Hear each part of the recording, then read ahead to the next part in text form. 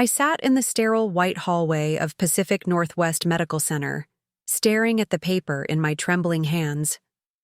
The pathology report confirmed what Dr. Rivera had gently prepared me for earlier. Stage 3, breast cancer. My mind was racing with questions about treatment plans, survival rates, and how much time I would need to take off work. But in that moment, one thought eclipsed all others. I needed to call Ryan. Before we jump back in, tell us where you're tuning in from, and if this story touches you, make sure you're subscribed, because tomorrow I've saved something extra special for you. I dialed his number, my husband of 7 years, the man who had promised to stand by me in sickness and in health. His voice was distant when he answered, distracted. I took a deep breath and said the words I never thought I'd have to say. It's cancer, Ryan. Stage 3. The silence on the other end stretched for what felt like eternity. When he finally spoke, his response wasn't what I had expected, not even close. I'll be home late tonight. We can talk about it then. That was it. No shock, no comfort, no rush to be by my side. Just logistics. Looking back, I should have known then that something was terribly wrong.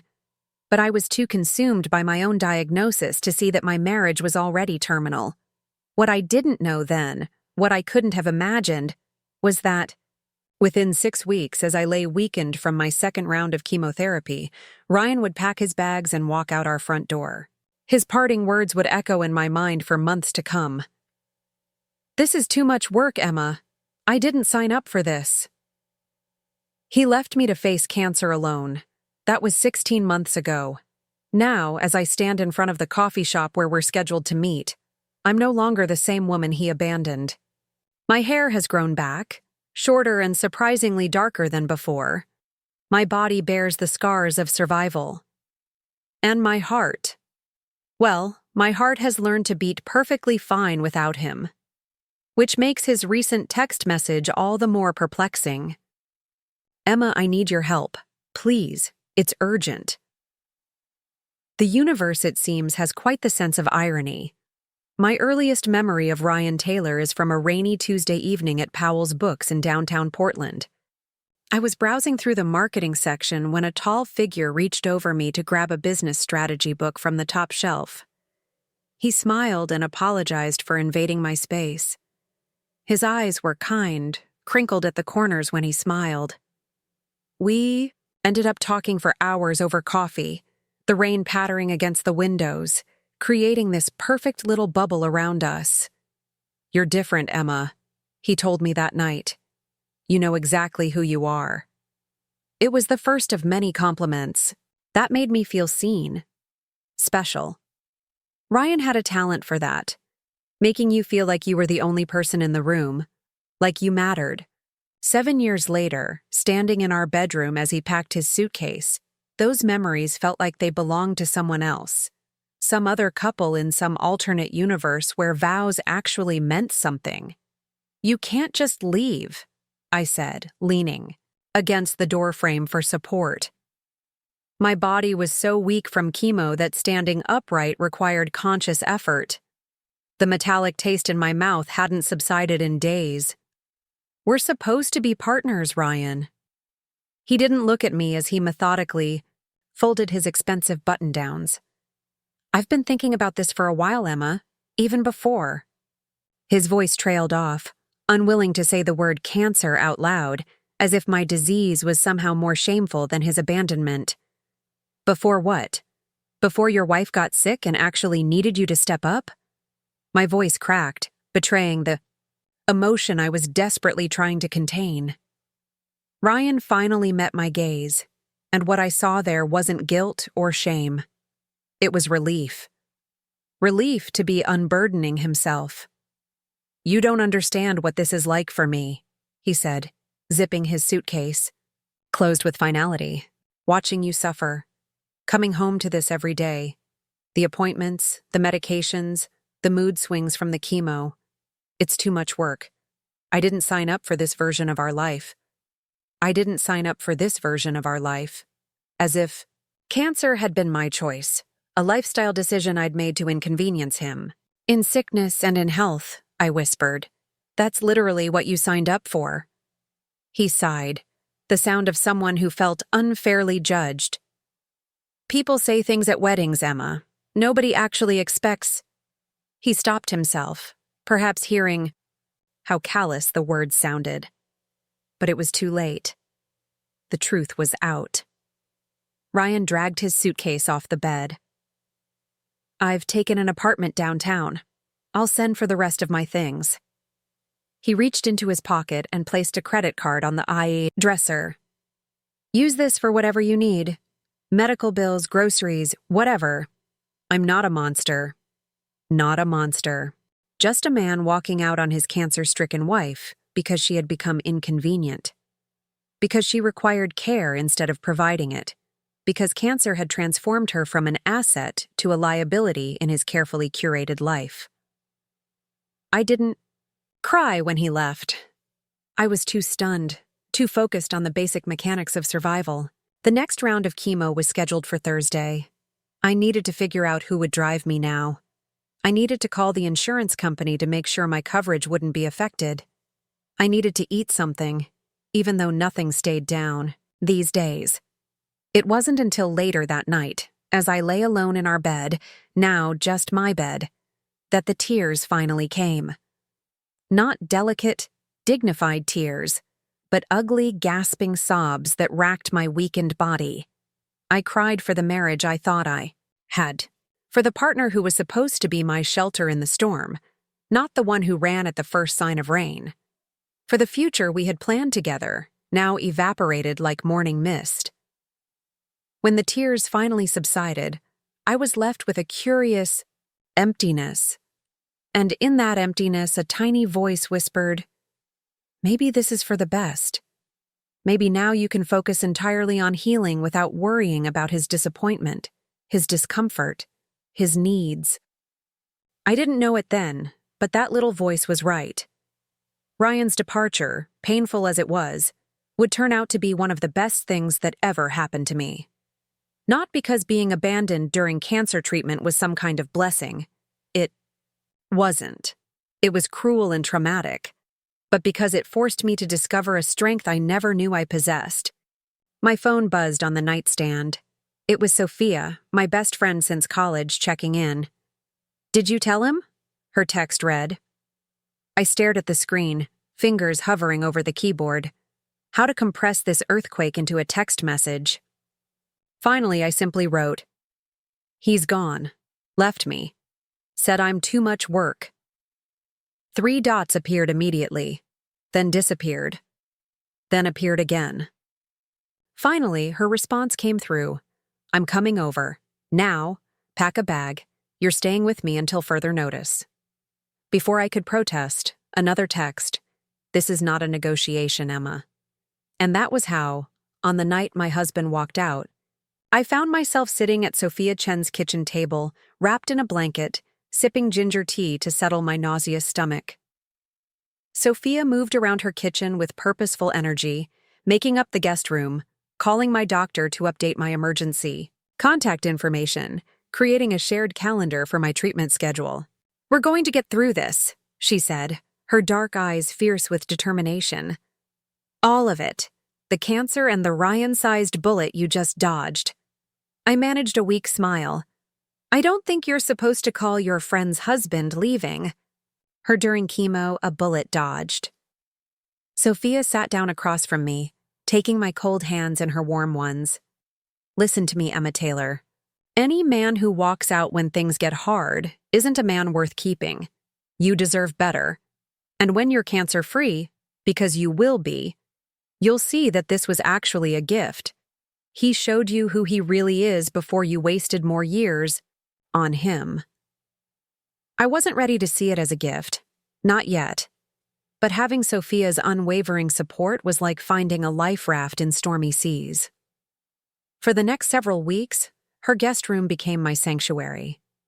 She drove me to every appointment, held my hair back when I vomited after treatments, and never once made me feel like I was too much work. Other friends stepped up too, creating a meal train so that fresh food appeared at Sophia's door like clockwork. My colleagues at the marketing agency where I worked arranged for me to take on remote projects that I could handle during my better days, allowing me to maintain some professional identity when everything else in my life felt unrecognizable. It wasn't just friends. Dr. Natalie Rivera, my oncologist, became another pillar of support. Unlike other doctors who maintained professional distance, Dr. Rivera really saw me, as a woman going through both cancer and abandonment simultaneously. "The body keeps score, Emma," she told me during one appointment, when my blood counts were lower than expected. "Emotional trauma affects physical healing. What your husband did to you isn't just cruel, it's medically relevant." She recommended a support group specifically for women dealing with cancer-related relationship issues. "You'd be surprised how common your situation is," she said, her voice gentle but matter-of-fact. Cancer has a way of revealing people's true characters. Some rise to the occasion. Others, well, they show their limitations. I attended my first support group meeting reluctantly, certain I would have nothing in common with these strangers, beyond our shared cells. I was wrong. Listening to other women's stories, some eerily similar to mine, others even more heartbreaking, created a strange sort of comfort.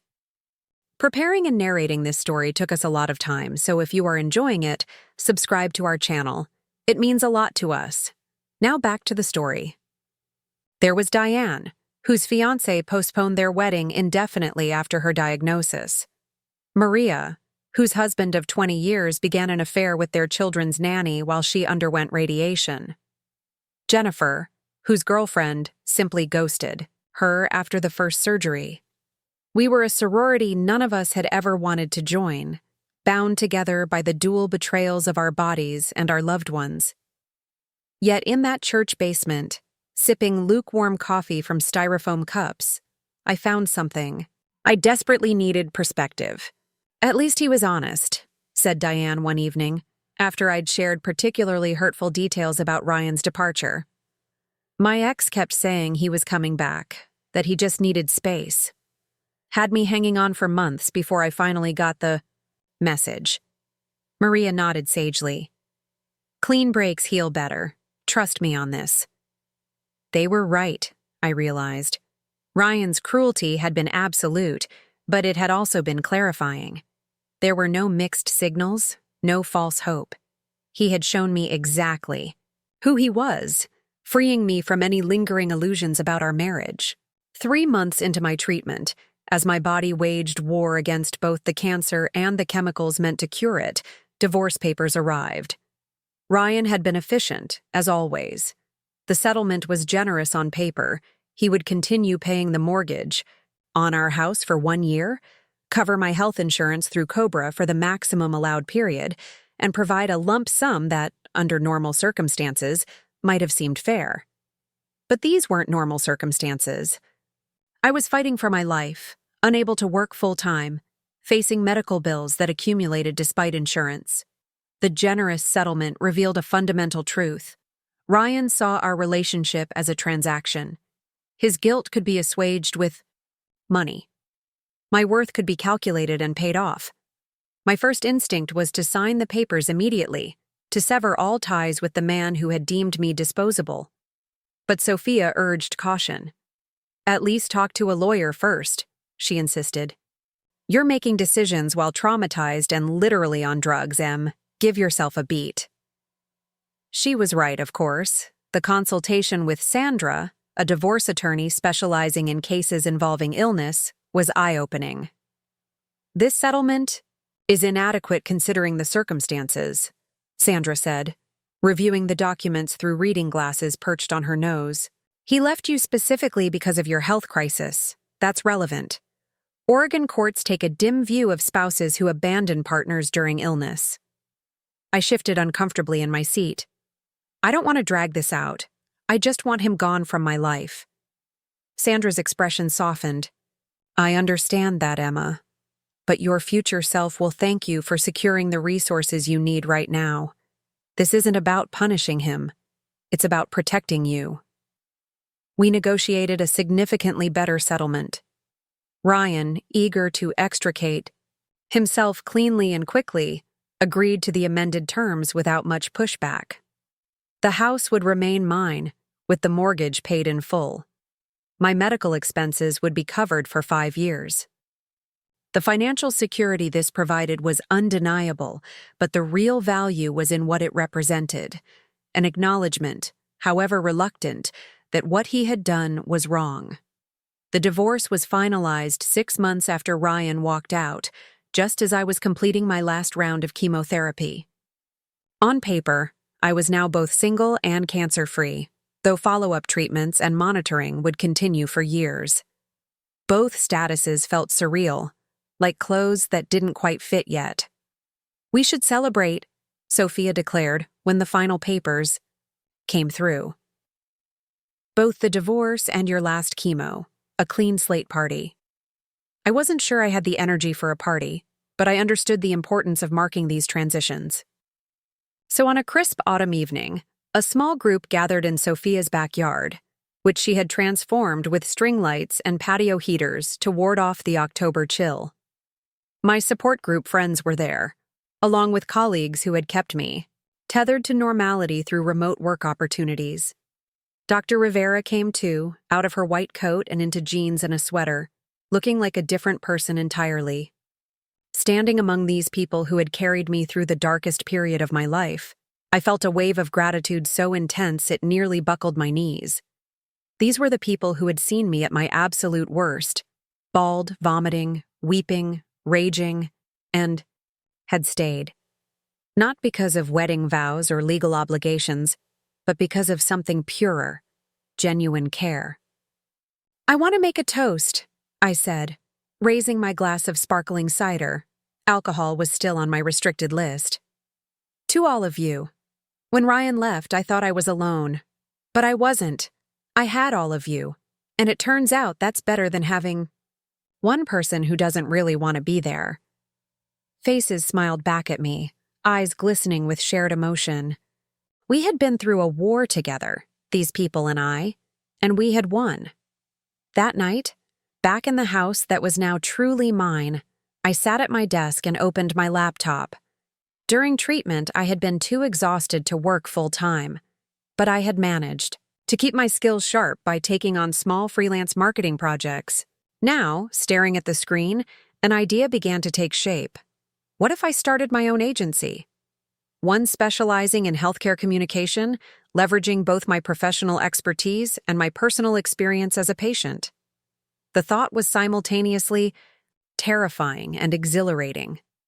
I had always been good at my job, but had lacked the confidence to strike out on my own. Ryan had subtly discouraged it too, hinting that the stability of my agency job was important for our future plans. But now I had stared down cancer. I had survived abandonment. Starting a business seemed like a manageable challenge by comparison. I began to type, ideas flowing faster than my fingers could capture them. By dawn, I had the outline of a business plan. I called it Phoenix Marketing, for obvious reasons. Over the next few months, as my body slowly recovered from the ravages of treatment, Phoenix Marketing took flight. I started small, with clients I had built relationships with over the years who were willing to take a chance on my new venture. My unique perspective as both a marketing professional and a recent cancer patient gave me insights that larger agencies couldn't match. Dr. Rivera became an unexpected ally, connecting me with medical practices and pharmaceutical companies looking to improve their patient communication. "Most medical marketing is terrible," she told me bluntly. "It's either fear-mongering or so sanitized it's meaningless. We need someone who understands both sides of the equation." By the 1-year anniversary of my diagnosis, Phoenix Marketing had 6 regular clients and a growing reputation for authentic, patient-centered campaigns. I had hired 2 part-time employees and was considering bringing on a third. The business wasn't just surviving, it was thriving. My personal recovery followed a similar trajectory. though with more complex terrain. There were still bad days, days when fatigue hit like a truck, when phantom pain sparked momentary terror of recurrence, when memories of Ryan's betrayal surfaced unexpectedly. But these days grew fewer and farther between. The support group remained a constant, evolving from a lifeline to a genuine community. We celebrated each other's milestones, clear scans, new relationships, career achievements. We supported each other through setbacks, too. When Maria's cancer returned, we organized a schedule to ensure she was never alone during treatments. When Jennifer lost her mother to the same disease she herself had survived, we surrounded her with care. And then there was Dr. Rivera, who had crossed the line from doctor to friend.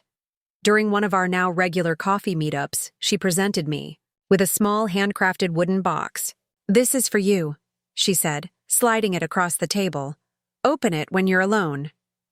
Later that evening, I lifted the box's lid to find it filled with small, folded papers. Each contained a handwritten note from one of Dr. Rivera's former patients who had survived not just cancer, but profound life changes that came with it. Divorces, career pivots, geographic relocations. Each note offered a glimpse into a future beyond survival, into actual thriving. "5 years out and happier than I ever was before," wrote one woman. "Cancer showed me what, and who, really matters." I kept the box on my nightstand, reading one note each night before bed, collecting breadcrumbs that led toward a future I was still struggling to imagine. It was around this time that news about Ryan began filtering back to me through mutual acquaintances. His financial advising practice was booming, apparently. He and Megan Wilson, yes, there had been a Megan, a beautiful pharmaceutical sales rep he had met through a client, waiting in the wings when he left me, had moved in together. They had been spotted looking at engagement rings. The information stung, but not as badly as I might have expected. In truth, Ryan's rapid relationship progression confirmed what part of me had always suspected. His leaving had never really been about the burden of my illness. That was just the excuse. He had wanted out, and my cancer had provided convenient justification. "Are you okay?" Sophia asked carefully, after accidentally mentioning that she had seen Ryan and Megan at a restaurant downtown. "We don't have to talk about him." I considered the question seriously. Was I okay? "Yes," I said finally, realizing with mild surprise that it was true. "I'm okay. What he does now has nothing to do with me." And it didn't. My life was full, with work that mattered, with friends who had proven their loyalty, with a sense of purpose born from suffering. Ryan was a character in my past, not a presence in my present. Or so I thought, until the message arrived, 16 months after he walked out of our bedroom with his suitcase. "Emma, I need your help. Please. It's urgent." I stared at my phone, a strange numbness spreading through my chest. After all this time, after everything, he had the audacity to ask for my help? My thumb hovered over the delete button. That would be the sensible response. Delete the message, block his number. Continue building the life I had painstakingly constructed from the ashes he had left behind. But curiosity, or perhaps something deeper, some unresolved piece of our shared history, made me type a reply. "What kind of help?" His response came quickly. "Can we meet? In person. It's complicated." I shouldn't have agreed. Every friend, every therapist, every support group member would have advised against it. But some questions can only be answered face to face. So I suggested neutral ground, a coffee shop downtown, public enough to feel safe, anonymous enough, for privacy. "Tomorrow at 2, I wrote. "I have a meeting at 3, so this will need to be brief." The boundaries felt important to establish immediately. This was not a reunion. This was not forgiveness. This was... Well, I wasn't sure yet, but I would give him 30 minutes of my time, if only to finally close this chapter for good. As I stand now outside the coffee shop, watching through the window as Ryan fidgets nervously at a corner table, I feel an unexpected sense of calm. The man waiting inside once had the power to devastate me with a single sentence. "This is too much work." But that power is gone now, dissolved by time and by my own hard-won strength. Whatever he needs, whatever crisis has driven him to reach, out after all this time, it cannot touch the core of who I have become. I push open the door, the little bell announcing my arrival. Ryan looks up, his face a complex map of emotions I can no longer read. Or perhaps I never could. "Emma," he says, standing awkwardly as I approach. "Thank you for coming." I slide into the seat across from him, setting my phone on the table, screen up, a subtle reminder of my ticking clock. "You said it was urgent," I reply, my voice steady and neutral. "So, what do you need?" "You look good," Ryan says, his eyes scanning my face as if searching for traces of the illness that had once ravaged my body. "Healthy." I resist the urge to touch my hair, now grown into a pixie cut that I've decided to keep. "That's generally what happens when cancer goes into remission," I reply, keeping my tone neutral. "What's this about, Ryan?" He shifts in his seat, fingers drumming nervously on the tabletop. The confident financial advisor I had married seems diminished somehow, shadows under his eyes, his normally impeccable appearance slightly rumpled. "I've been following your success," he says, changing the subject. "Phoenix Marketing.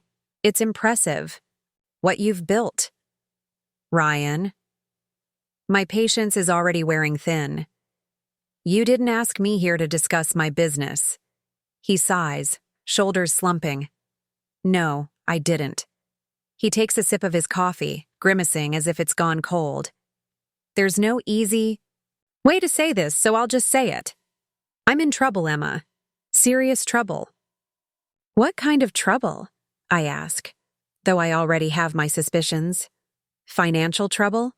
Legal trouble?" His voice drops to almost a whisper. The kind that could end with me in prison. I sit back, absorbing this information. Ryan, who had always been so careful, so meticulous about his professional reputation. Ryan, who had once lectured me about the importance of maintaining perfect credit. Ryan, who had walked away from our marriage because cancer treatment was too much work, now facing consequences that could strip away his freedom. "Explain," I say simply. "Marcus and I, we—" He pauses, glancing around the coffee shop, as if worried about being overheard. "We took some liberties with client funds, not stealing," he adds quickly, seeing my expression. "Just borrowing. Moving things around to cover some investment losses. We were going to put it all back." "But you didn't," I finish for him. He shakes his head miserably. "The investments kept tanking. We got in deeper trying to recover. And now there's an audit. The SEC is involved. It's bad, Emma." "And Megan?" I ask, unable to help myself. "Where is she in all this?" A flush creeps up Ryan's neck. "She left 3 weeks ago, said she didn't sign up for this." The irony of her using his own words isn't lost on either of us. "So that's why you reached out, because your girlfriend left and you've got no one else." The words come out sharper than I intended, but I don't apologize. "That's not—" He stops, reconsidering. "Partly, yes, but it's more than that. I need your help specifically, Emma. You're the only one who can help me." I find that hard to believe. "It's true," he insists, leaning forward. "Your new company. You've got connections in healthcare now, pharmaceutical companies, medical practices. I need an introduction to Westlake Pharmaceuticals." I stare at him, incredulous.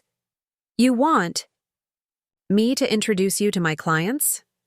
You, who are under investigation for financial fraud? Are you out of your mind?" "Just hear me out," he pleads. Westlake is doing a clinical trial for a new cancer drug. They're looking for investors. If I can get in with them, broker some deals, I can raise enough capital to fix this mess before the audit completes. No one would ever know. Except me, I say coldly. I would know that I helped you defraud more people to cover up fraud you've already committed. It's not like that, Ryan protests. This drug is legitimate. The investment is sound. I've done my research. The way you did your research on those other investments, the ones that kept tanking? I shake my head in disbelief. Even if I wanted to help you, which I absolutely do not, what you're suggesting is illegal. I struggle to find the right word. It's despicable. Ryan's face hardens, a glimpse of the cold man who had walked out on me appearing beneath the desperate exterior. You owe me, Emma. I actually laugh, the sound sharp and humorless. I owe you? I owe you what, exactly? For leaving me when I was sick and scared? For making me feel like my cancer was an inconvenience to you? Please, enlighten me about this debt I supposedly owe. I gave you the house, he says, his voice low. I gave you a generous settlement. I made sure you were taken care of. You gave me what my lawyer forced you to give me, I correct him. And you did it to assuage your guilt, not out of any genuine concern for my well-being. He doesn't deny this. Look, I know I handled things badly. Badly? I interrupt. You abandoned me during cancer treatment. You told me I was too much work. You had already moved on to Megan before my first round of chemo was complete. Badly doesn't begin to cover it. Ryan has the grace to look ashamed, but only briefly. I'm not asking you to forgive me. I'm just asking for your help. One introduction, that's all. I study him across the table. This man I once loved, this man I once believed loved me. In his features, I search for traces of the person who held my hand through food poisoning on our honeymoon, who surprised me with tickets to see my favorite band, who brought me coffee in bed every Sunday morning. That person seems entirely gone, replaced by someone desperate and selfish. No, I say finally. I won't help you defraud my clients to save yourself from consequences you've earned. That's not who I am. Emma, please, he says, reaching for my hand across the table. I pull back before he can touch me. You don't understand what I'm facing. 7 to 10 years, minimum. My career over. Everything gone. I understand perfectly, I reply. I understand what it's like to have your life pulled out from under you. To face a future very different from the one you planned. The difference is, I didn't do anything to deserve what happened to me. Ryan's expression darkens. So that's it? You're just going to let me go to prison when you could help? What happened to the woman I married? You used to have compassion. I still have compassion, I tell him, gathering my purse and standing up. Just not for men who leave their wives during cancer treatment and then come back only when they need something.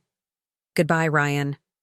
I walk out of the coffee shop, heart pounding, but steps steady. Behind me, I hear Ryan call my name, but I don't. Turn around. The crisp autumn air feels cleansing after the stifling atmosphere inside. I take a deep breath, filling my lungs completely. Something I couldn't do for months during treatment due to chemo-related inflammation. My phone buzzes, with a text as I reach my car. It's Sophia. How did it go? Do I need to help you hide a body? I smile despite myself. No body. Just had coffee with a ghost. Tell you later. Driving back to my office, I try to process what just happened. Ryan, the man who once seemed so solid, so certain, now revealed as a fraud in every sense of the word. Part of me, a small, vindicated part, feels a grim satisfaction at his downfall, the universe delivering a kind of karmic justice. But another part, The part shaped by the suffering of the past 16 months, feels only sadness. Sadness for the man Ryan could have been. Sadness for the marriage we might have had. Sadness even for Megan, who had discovered, as I had, that Ryan Taylor was not a man who stayed when things got difficult. Back at Phoenix Marketing's small but stylish office space, I find myself unable to focus on the presentation I need to finalize for tomorrow's client meeting. Ryan's desperate face keeps intruding on my thoughts. Not because I'm reconsidering my refusal, I'm not, but because our encounter has stirred up emotions I thought I had processed.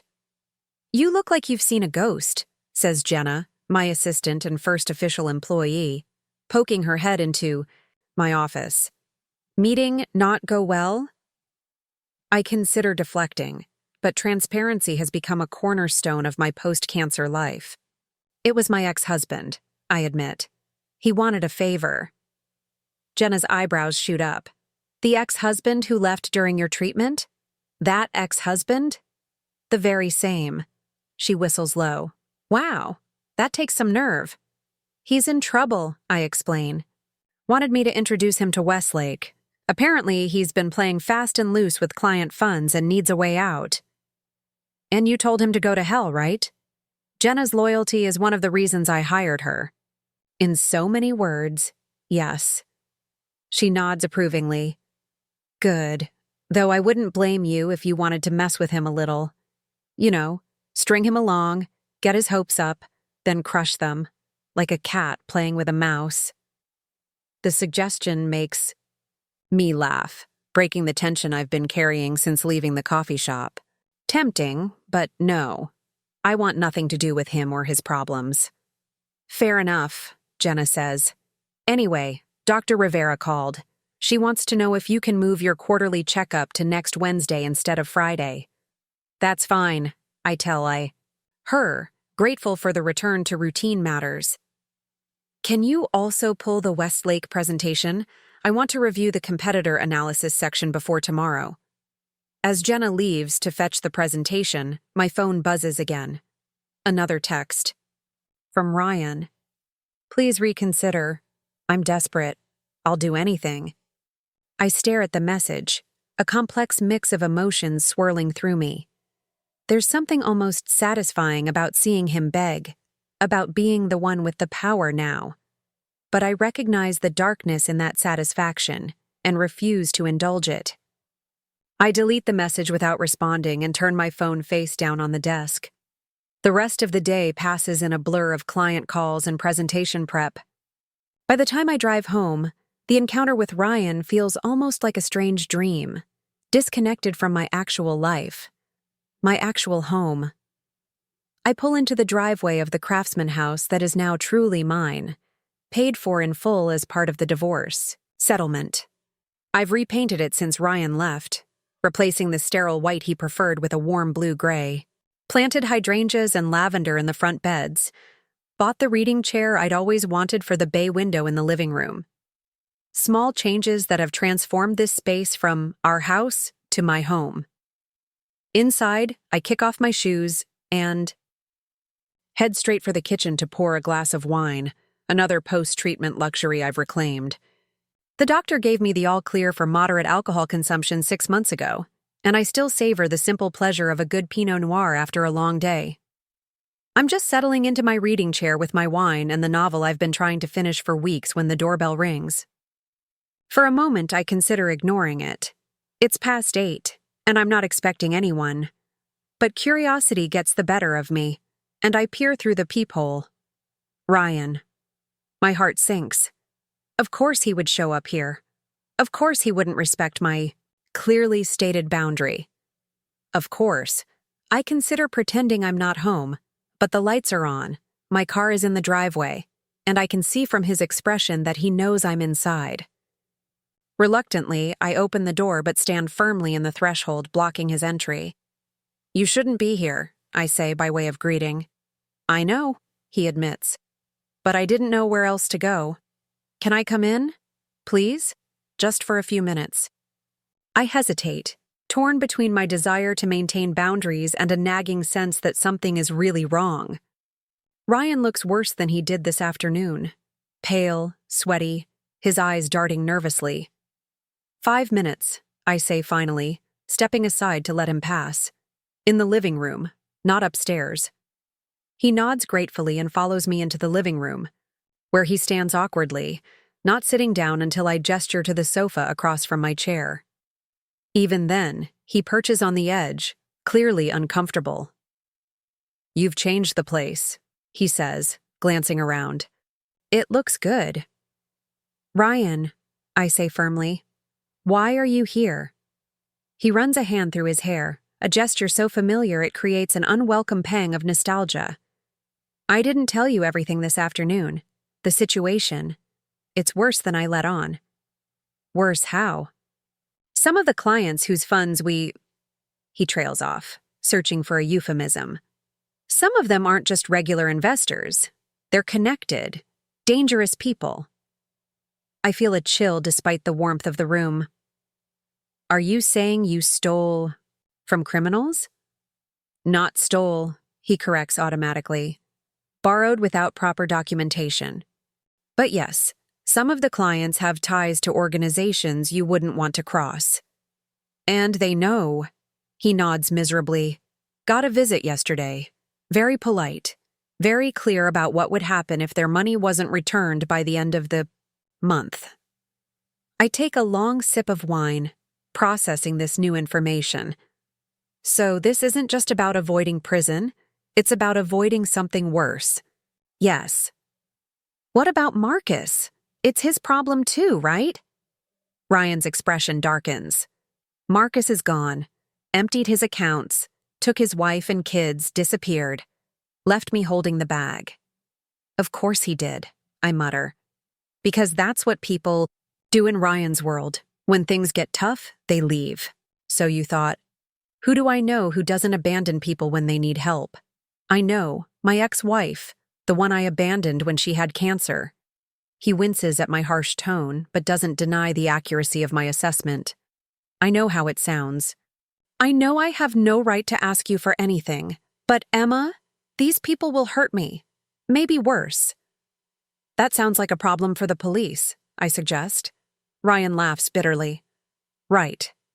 Hello, officer. I committed securities fraud and now the mob wants to break my legs. Can you help?" That would go over well. He has a point, though I'm loath to admit it. "So, what exactly do you want from me? The same thing as before? An introduction to Westlake?" "Yes," he says, leaning forward. "But I've thought more about how to approach it. You wouldn't have to do anything illegal. Just get me in the room. I can handle the rest." The rest being what? Convincing them to invest with a financial advisor who's under SEC investigation? How exactly do you see that? Working out? He shifts uncomfortably. "I have a plan. I just need the introduction." I study him for a long moment, trying to see past the desperation to his actual intentions. What I see doesn't reassure me. "You're lying again," I say finally. "There's something you're not telling me." Ryan's gaze slides away from mine, confirming my suspicion. "I'm telling you everything you need to know." "That's not how this works," I reply, setting down my wine glass with deliberate care. "If you want my help, which I haven't agreed to give, you need to tell me the whole truth.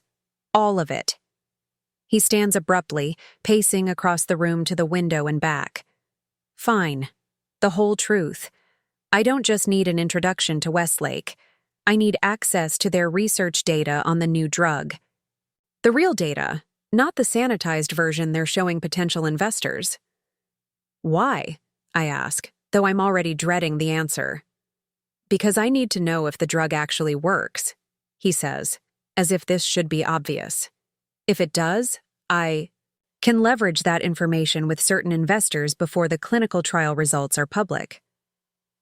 I stare at him in disbelief. "You're talking about insider trading, on top of the fraud you've already committed."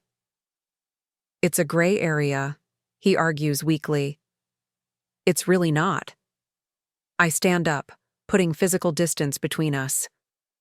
Let me get this straight.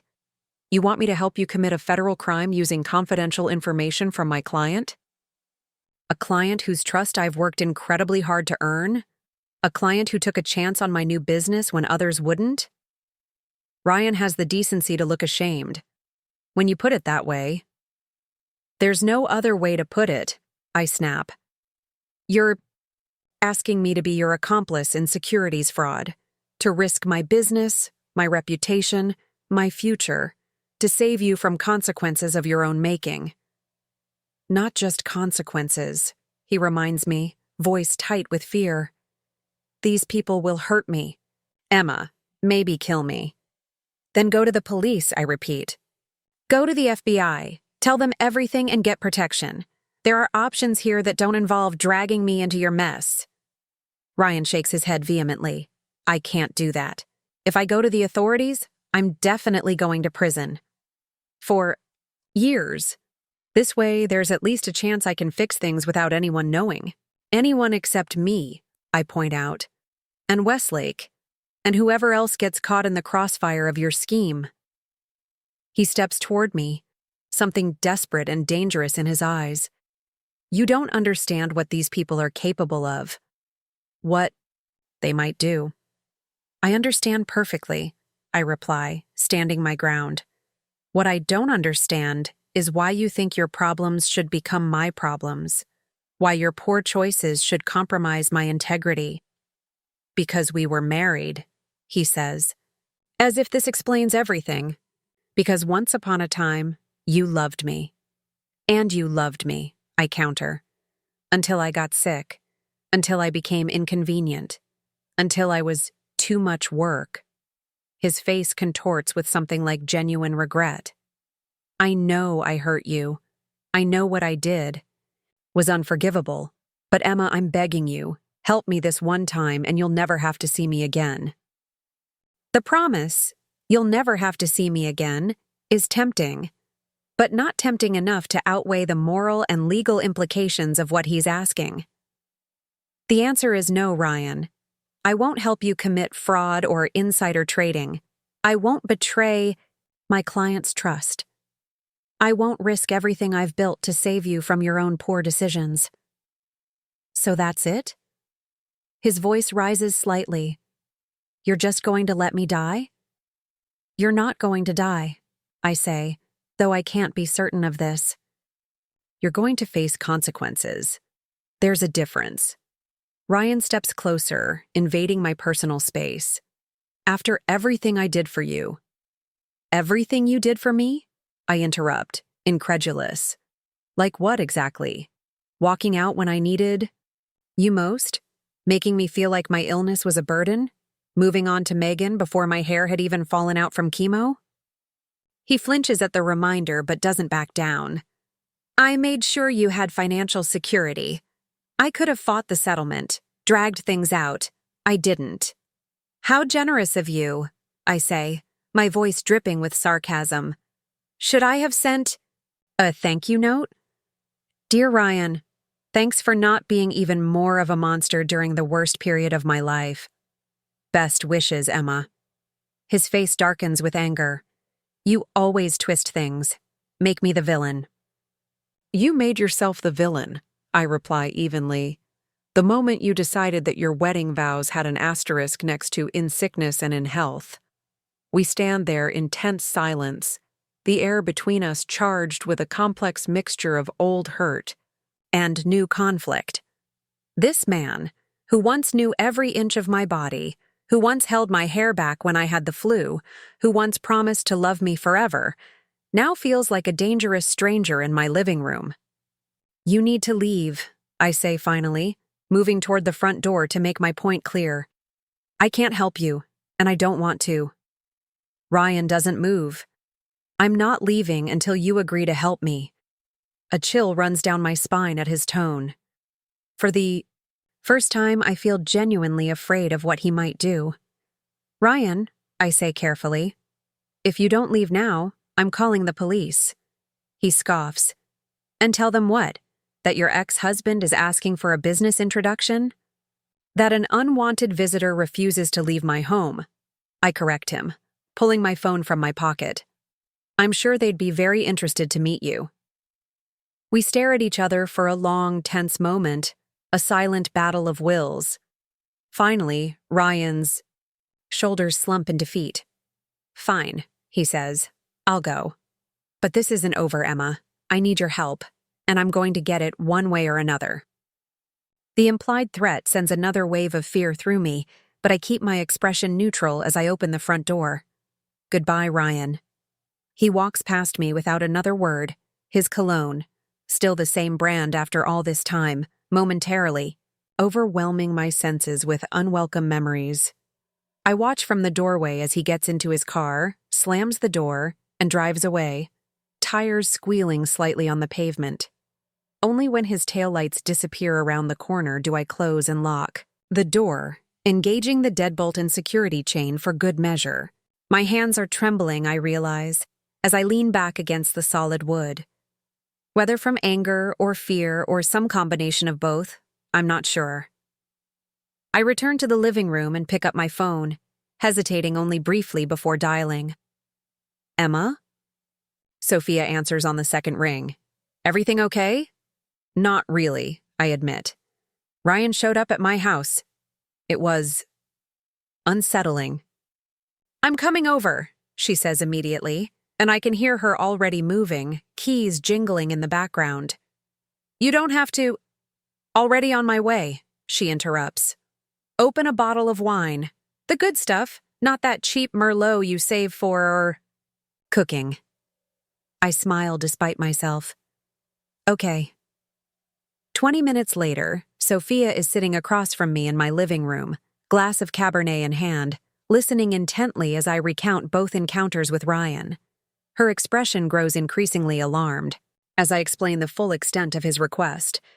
He wanted you to help him commit securities fraud? She asks incredulously.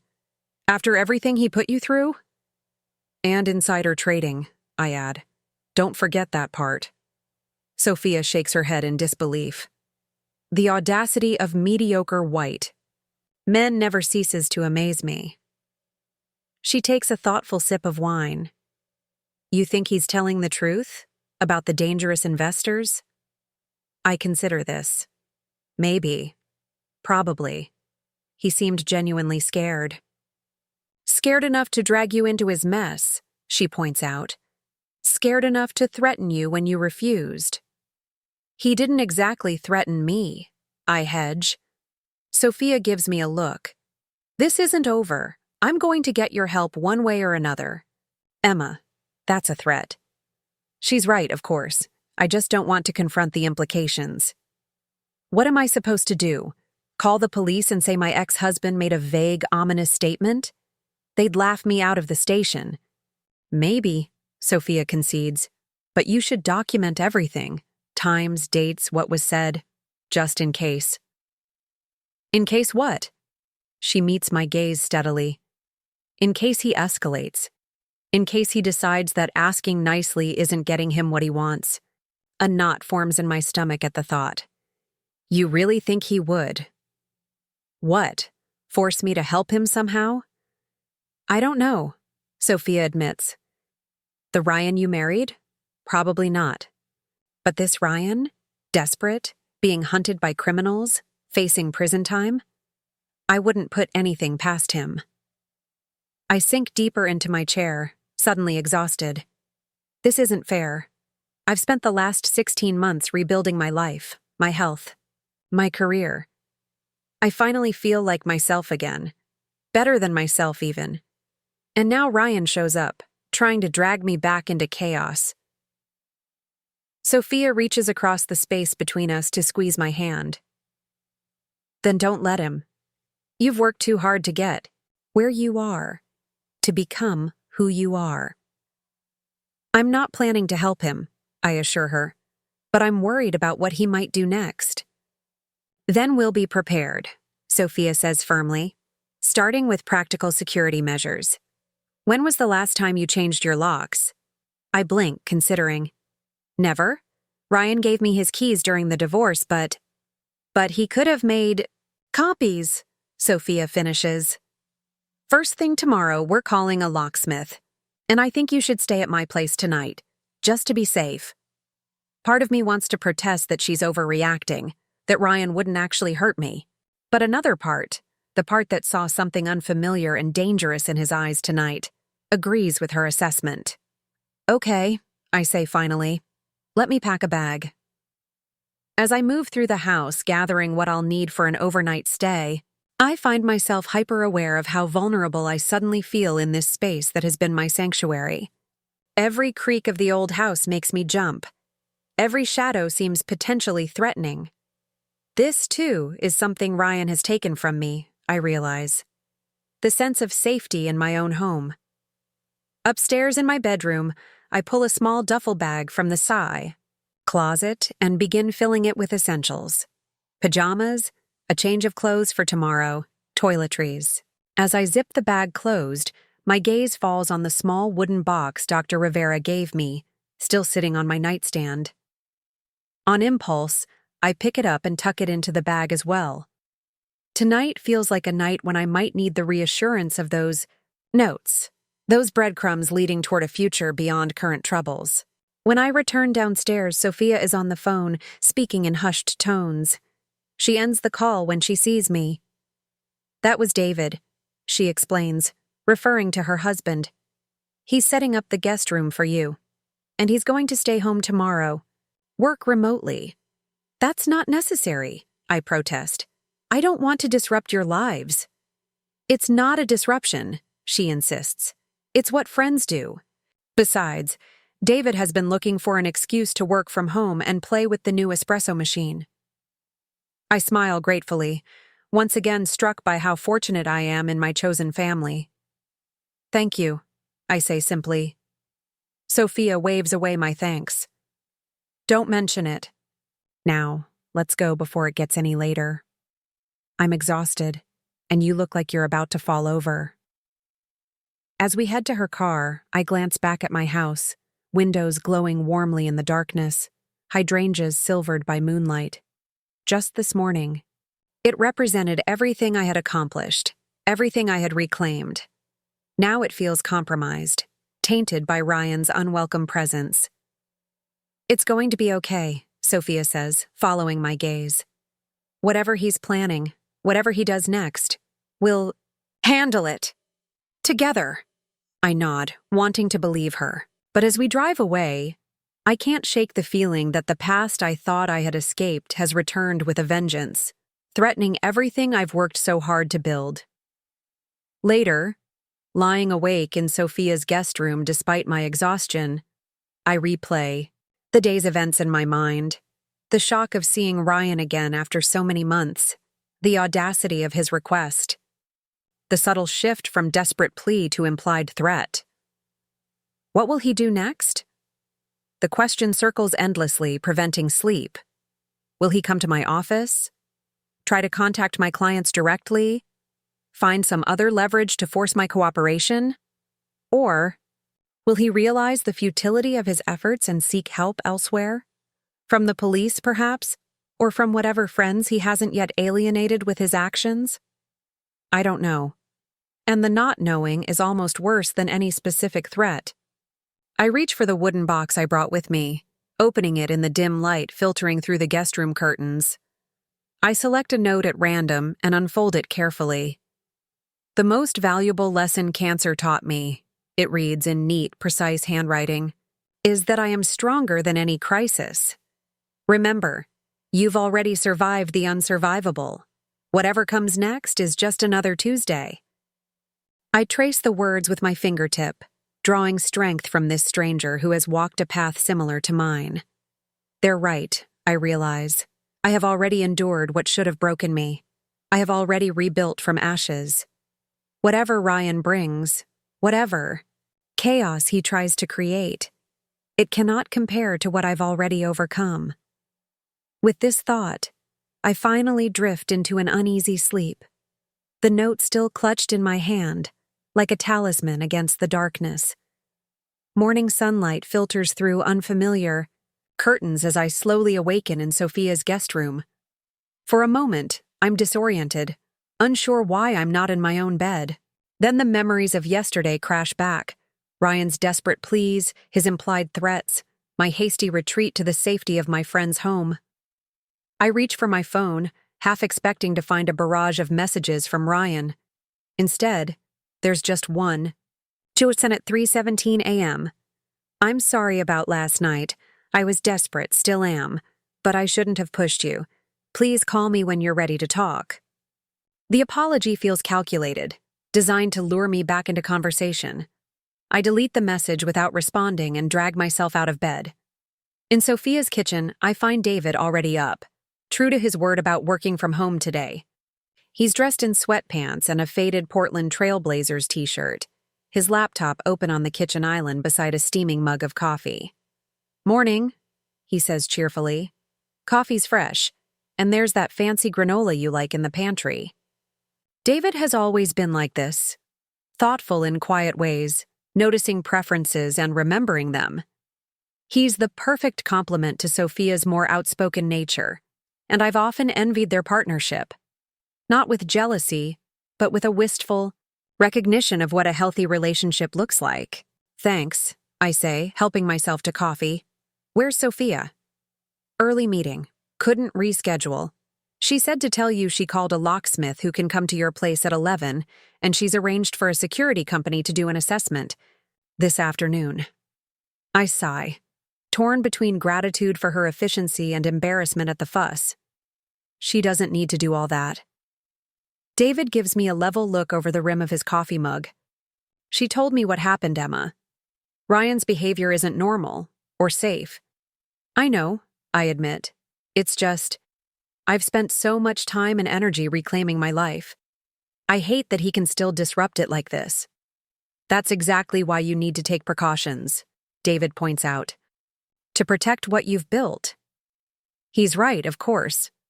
I nod, sipping my coffee and trying to formulate a plan for the day.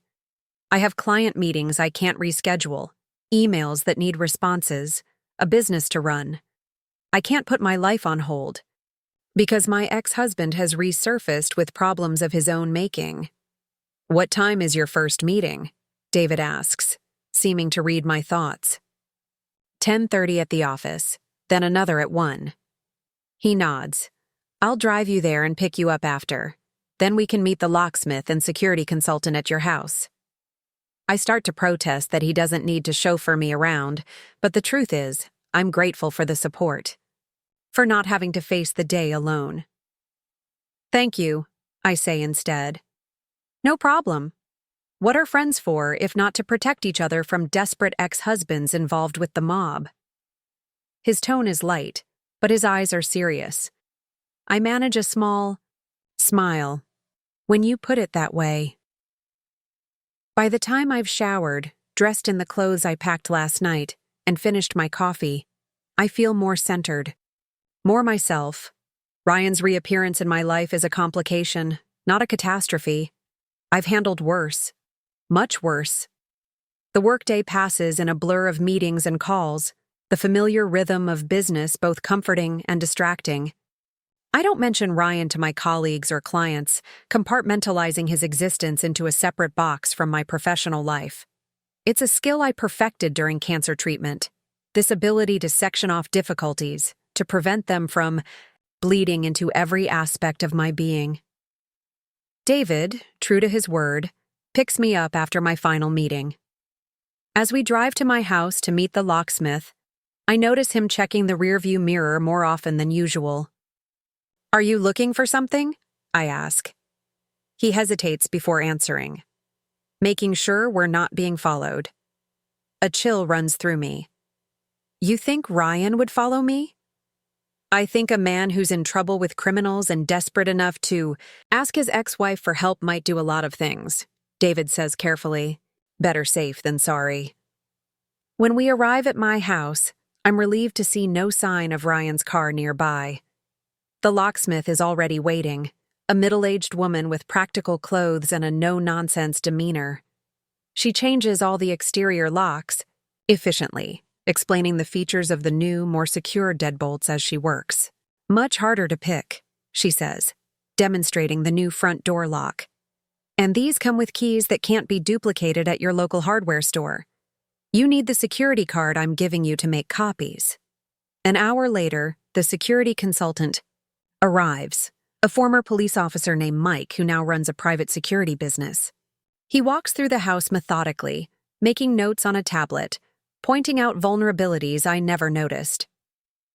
Ground floor windows should all have security locks, he says, and you should consider a monitored alarm system.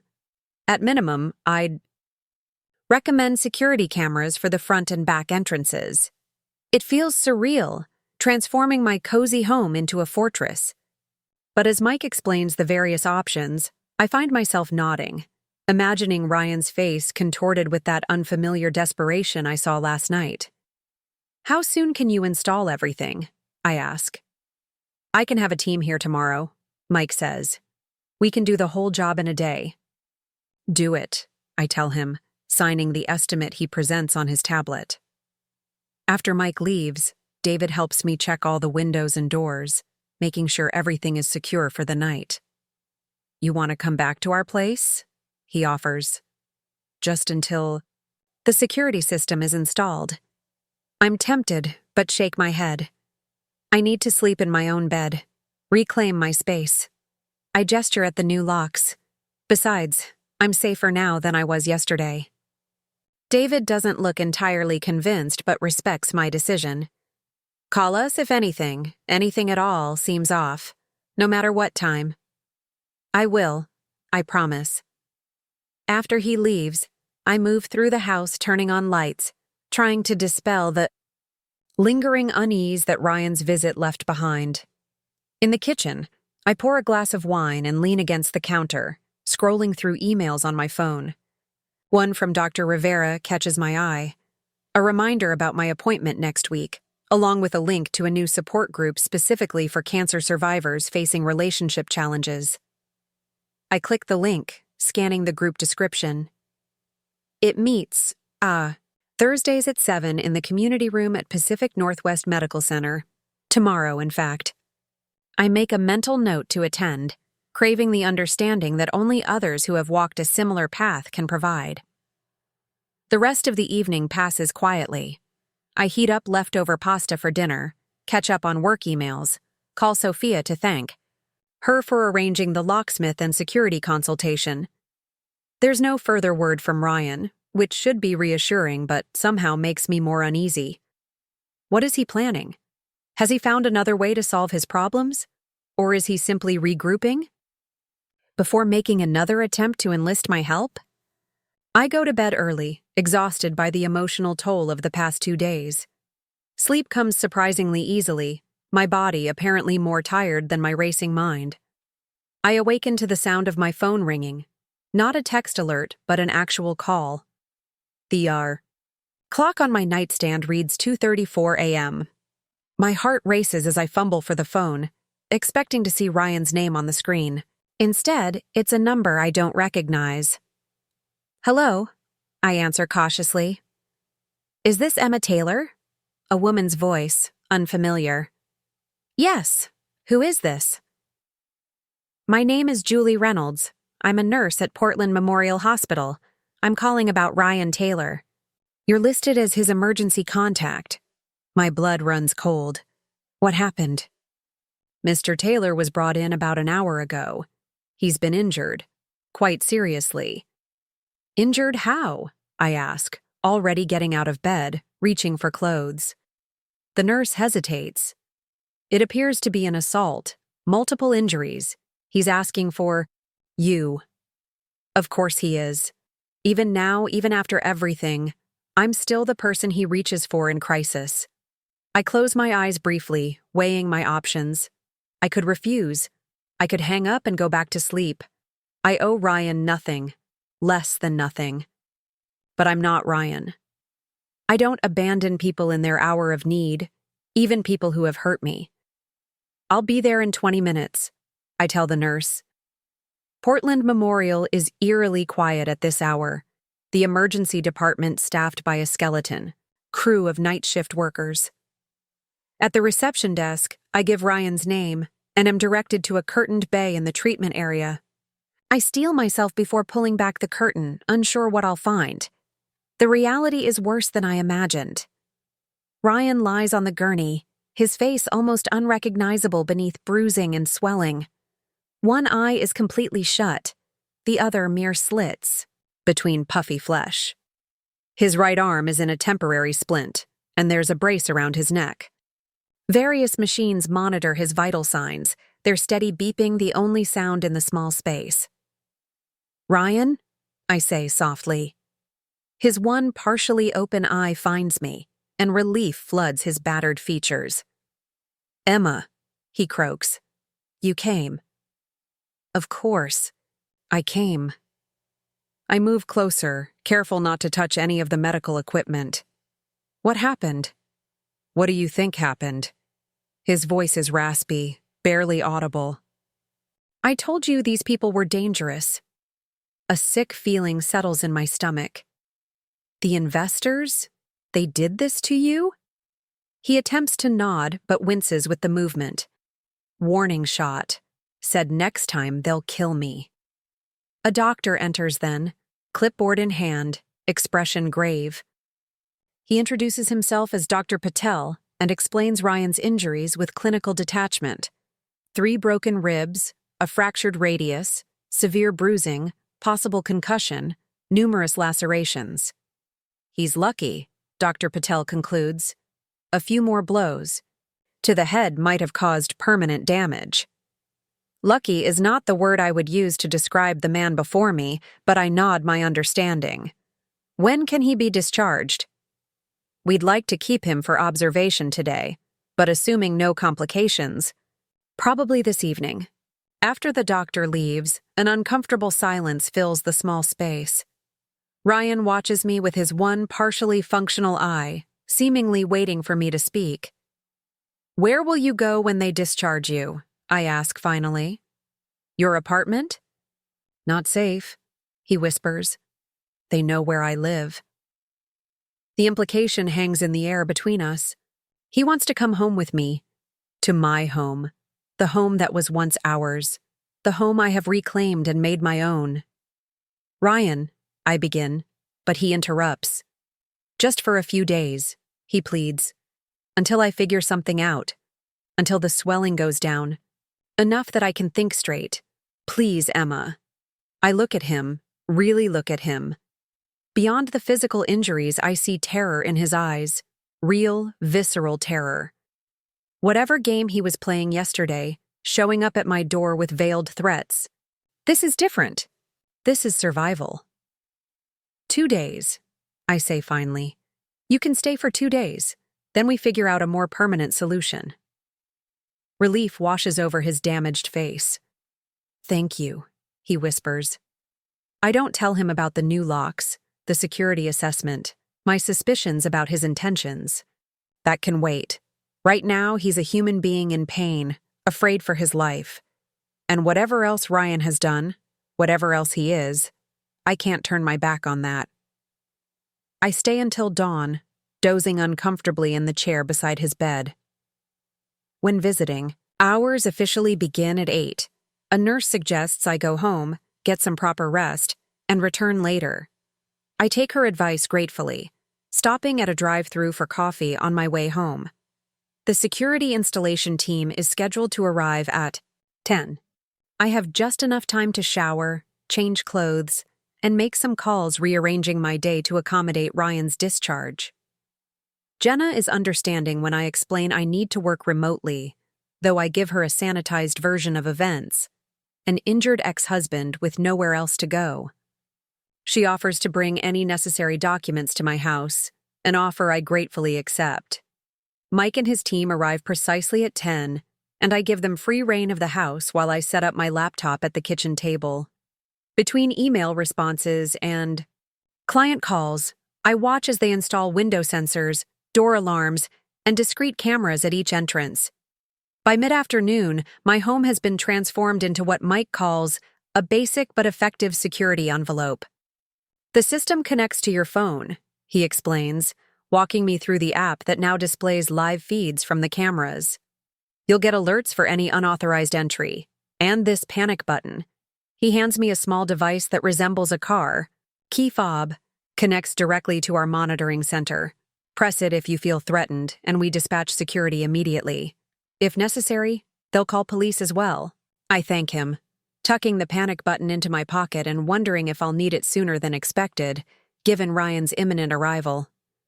I pick Ryan up from the hospital at 6, helping him to my car with the assistance of a wheelchair and a nurse. He's been given pain medication, rendering him groggy and compliant. The drive home is silent, Ryan drifting in and out of consciousness in the passenger seat. Getting him into the house is a challenge. He's unsteady on his feet, leaning heavily on me as we navigate the front steps. I guide him to the guest room, the room that was once his home office, now repurposed with a daybed and my yoga equipment. Bathroom, he mumbles as I help him sit on the bed. I lead him down the hall to the guest bathroom, wait outside the door until he emerges, then guide him back to bed. He's asleep almost before his head hits the pillow, the pain medication pulling him under. I stand in the doorway, watching him for a moment, trying to reconcile this broken man with the husband who abandoned me, with the desperate ex who showed up at my door making demands. In sleep, his battered face relaxed. He looks vulnerable. Human. I close the door softly and return to the kitchen, where I pour a glass of wine and call Sophia. He's here, I tell her when she answers, sleeping in the guest room. I still think this is a bad idea, she says, not bothering to hide her concern. He could be manipulating you, Emma. People like Ryan, they know how to play on your empathy. You didn't see him, I say quietly. He's genuinely hurt, genuinely scared. Whatever game he was playing yesterday, this is different. Maybe, Sophia concedes, but be careful. Don't let your guard down just because he's injured. I won't, I promise. The security system is installed. I've got the panic button, and it's just for 2 days until he's well enough to make other arrangements. We talk a bit longer, Sophia extracting a promise that I'll call or text her regularly with updates. After we hang up, I check on Ryan once more. He's still deeply asleep, his breathing shallow, but regular. I leave a glass of water and his pain medication on the nightstand, then retreat to my own bedroom, locking the door behind me. Despite my exhaustion, sleep proves elusive. Every creak of the old house has me sitting up, listening intently. Is it Ryan moving around? Someone trying to break in? Just the normal settling sounds of a home at night? When I finally do drift off, my dreams are troubled, fragmented scenes of Ryan's battered face blending with memories of my own illness, of lying in hospital beds while machines monitored my vital signs. I awaken to the smell of coffee brewing, momentarily confused before remembering that I'm not alone in the house. Pulling on a robe, I venture downstairs to find Ryan in the kitchen, moving gingerly but managing to navigate the coffee maker despite his injuries. "You're up," I observe, keeping my distance. He turns carefully, wincing with the movement. "Couldn't sleep anymore. Pain meds wore off." His voice is still raspy, his face somehow more horrifying in daylight, the bruises having deepened to shades of purple and black, his swollen features distorted almost beyond recognition. "There's more in your room," I remind him, on the nightstand. "I know. Wanted coffee first." He gestures to the pot. "Made enough for both of us." This small consideration, remembering that I'm a coffee drinker, making enough for two, triggers an unwelcome wave of nostalgia. How many mornings had we shared like this, in this very kitchen, before cancer changed everything, before he revealed himself to be someone who couldn't be counted on when it mattered most? I push the memories aside and pour myself a cup, maintaining physical distance from Ryan as I do. "How are you feeling?" "Like I got run over by a truck," he admits, gingerly touching his face. "But I'll live, thanks to you." "I just picked you up from the hospital," I say, dismissing his gratitude. "The doctors are the ones who patched you up." "You know what I mean," he insists. "You didn't have to let me stay here. After how I acted the other night. After everything." I meet his gaze, or try to, given that one eye is still completely swollen shut. 2 days, Ryan. That's what I agreed to. Then you need to find another solution. He nods carefully. I understand. I'm grateful for even that much. We drink our coffee in awkward silence, the weight of our shared history hanging between us like an invisible barrier. I have questions, many of them, but I'm not sure I want the answers. Not sure I want to be further entangled in Ryan's problems. But as the silence stretches, my curiosity gets the better of me. Are you going to tell me exactly what happened? Who these people are who did this to you? Ryan sighs, setting down his coffee mug with a slightly trembling hand. It's complicated. I've got time, I tell him, crossing my arms. He looks at me for a long moment, seemingly weighing how much to reveal. There's a client, he begins finally. Alexander Volkov, Russian expat with family connections back home. Very wealthy, very private about where that wealth comes from. And you lost his money, I guess. Ryan winces. Not lost, exactly. Used it to cover other investments that weren't performing as expected. It was supposed to be temporary, a short-term solution until the market improved. But the market didn't improve. No, he admits. And when Volkov wanted to make a significant withdrawal to purchase a property in Aspen, the funds weren't immediately available. So you stalled, I surmise. For a while. But eventually, he sent people to get answers. That's when things got intense. The euphemism almost makes me laugh. Intense. As if what happened to Ryan was a particularly challenging workout, not a brutal beating that left him hospitalized. Who were they? The men who hurt you? I don't know their names, Ryan says, shaking his head slightly.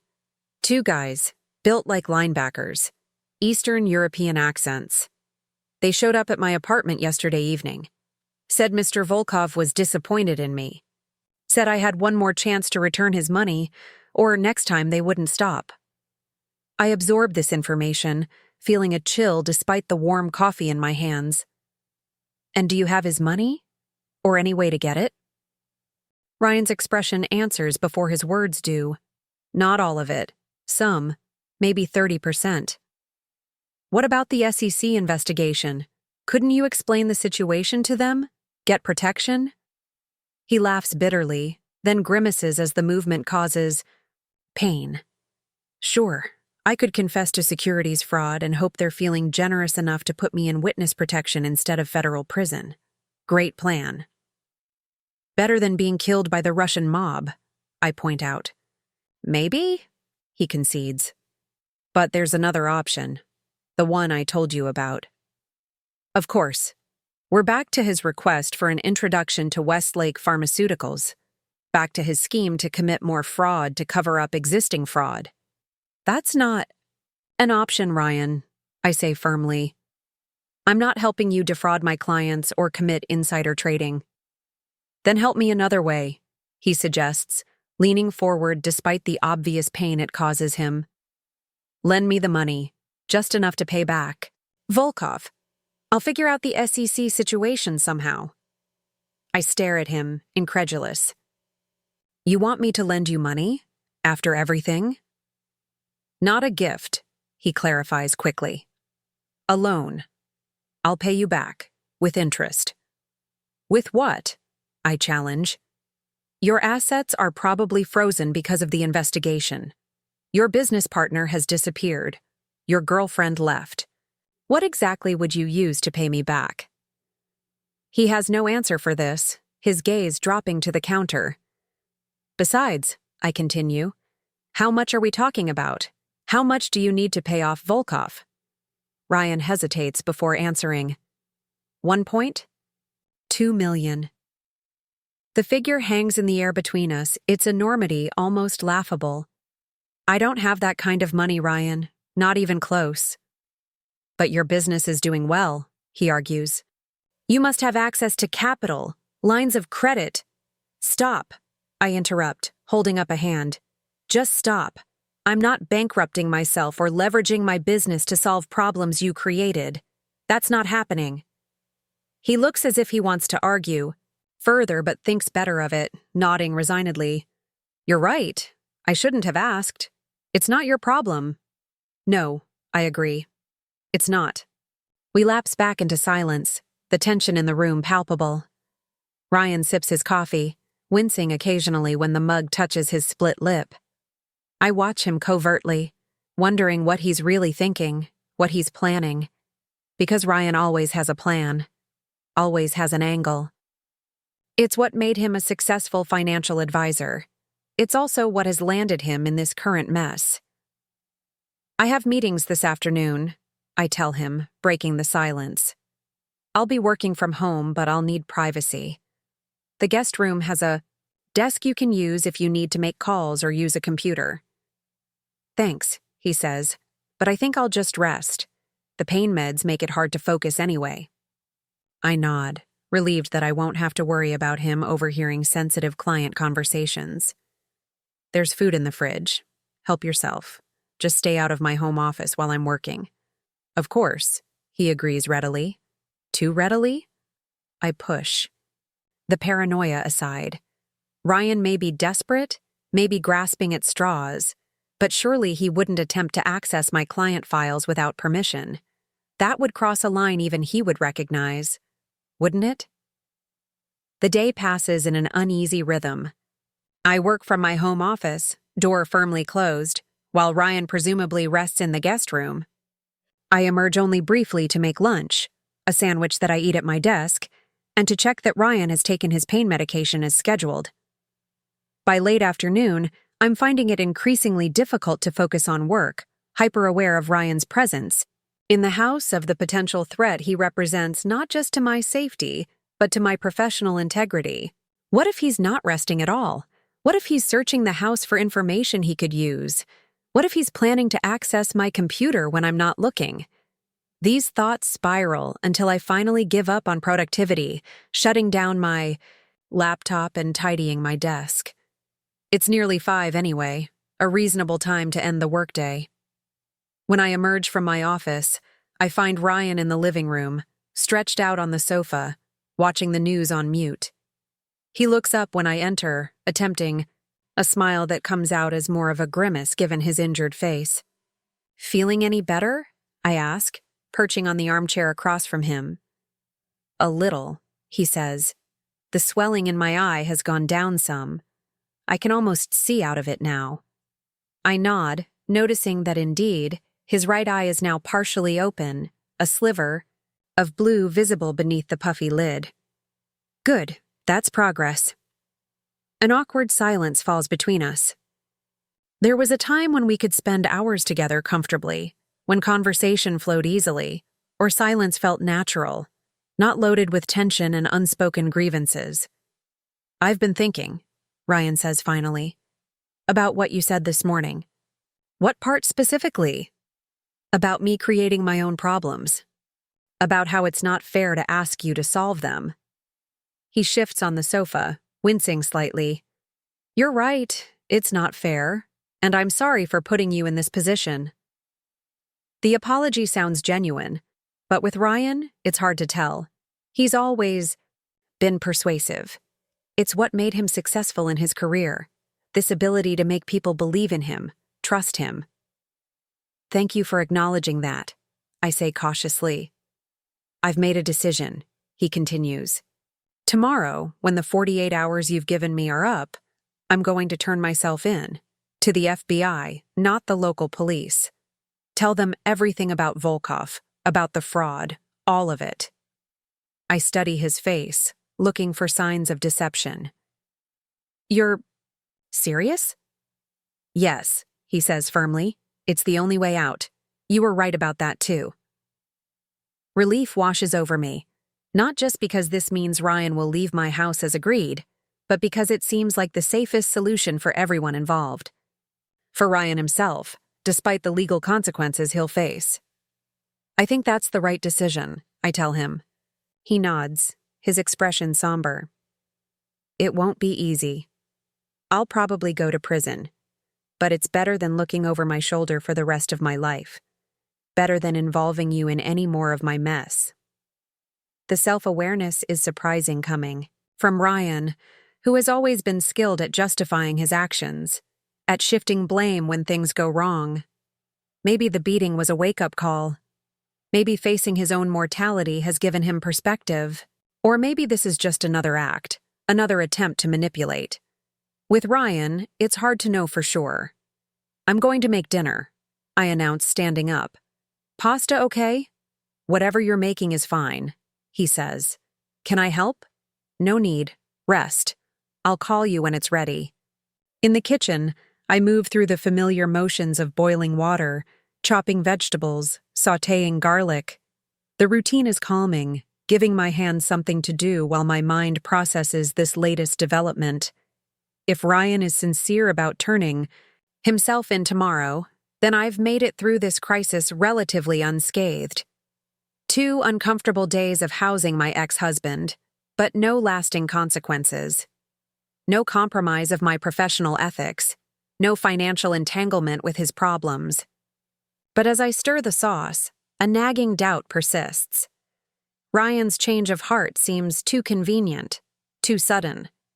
What if it's a ploy to lower my guard? What if he's planning something else entirely?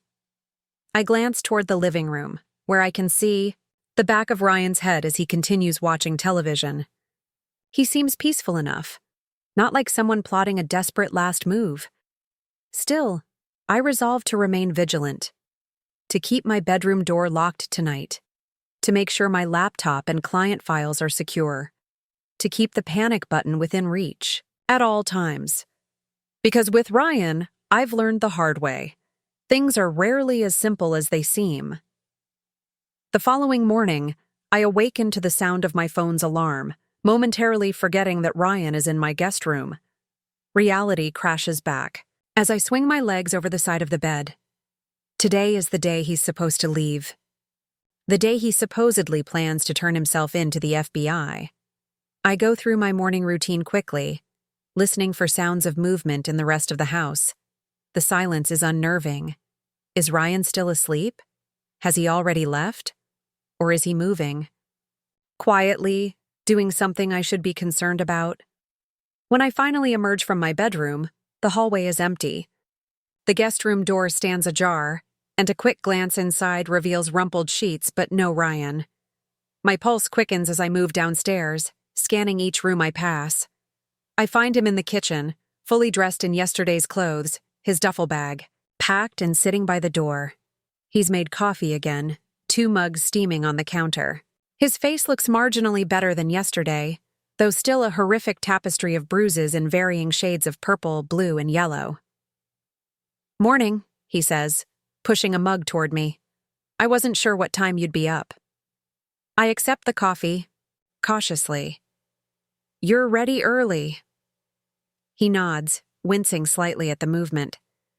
"Figured I'd get out of your hair as soon as possible. You've done more than enough already." Something about his demeanor strikes me as odd. The desperate man who showed up at my door 2 days ago, who pleaded from a hospital bed, seems replaced by someone calmer, more collected. Despite his battered appearance, he carries himself with a strange confidence. "So, you're still planning to go to the FBI today?" I ask directly. "That's the plan," he confirms, though something flickers in his one good eye that makes me doubt his sincerity. "Ryan," I say carefully, "if you're not really going to turn yourself in, tell me now. Don't lie to me again." He holds my gaze for a long moment before his shoulders slump slightly. "I don't know," he admits. "I want to do the right thing, I do, but the thought of prison..." He trails off, shaking his head. "I'm not sure I have the courage." At least he's being honest now. "What's your alternative? Keep running from Volkov's men? That didn't work out so well for you." "I know." He sighs, leaning against the counter. "I've been thinking about Mexico. Or maybe Costa Rica. Somewhere with no extradition, where I could start over." "With what money?" I challenge. You said yourself that most of your assets are tied up or frozen. Ryan's gaze slides away from mine. I have some resources set aside. Emergency funds. Of course you do, I mutter, unsurprised that he had contingency plans even while claiming complete desperation. It's classic Ryan. Always an angle. Always a hidden reserve.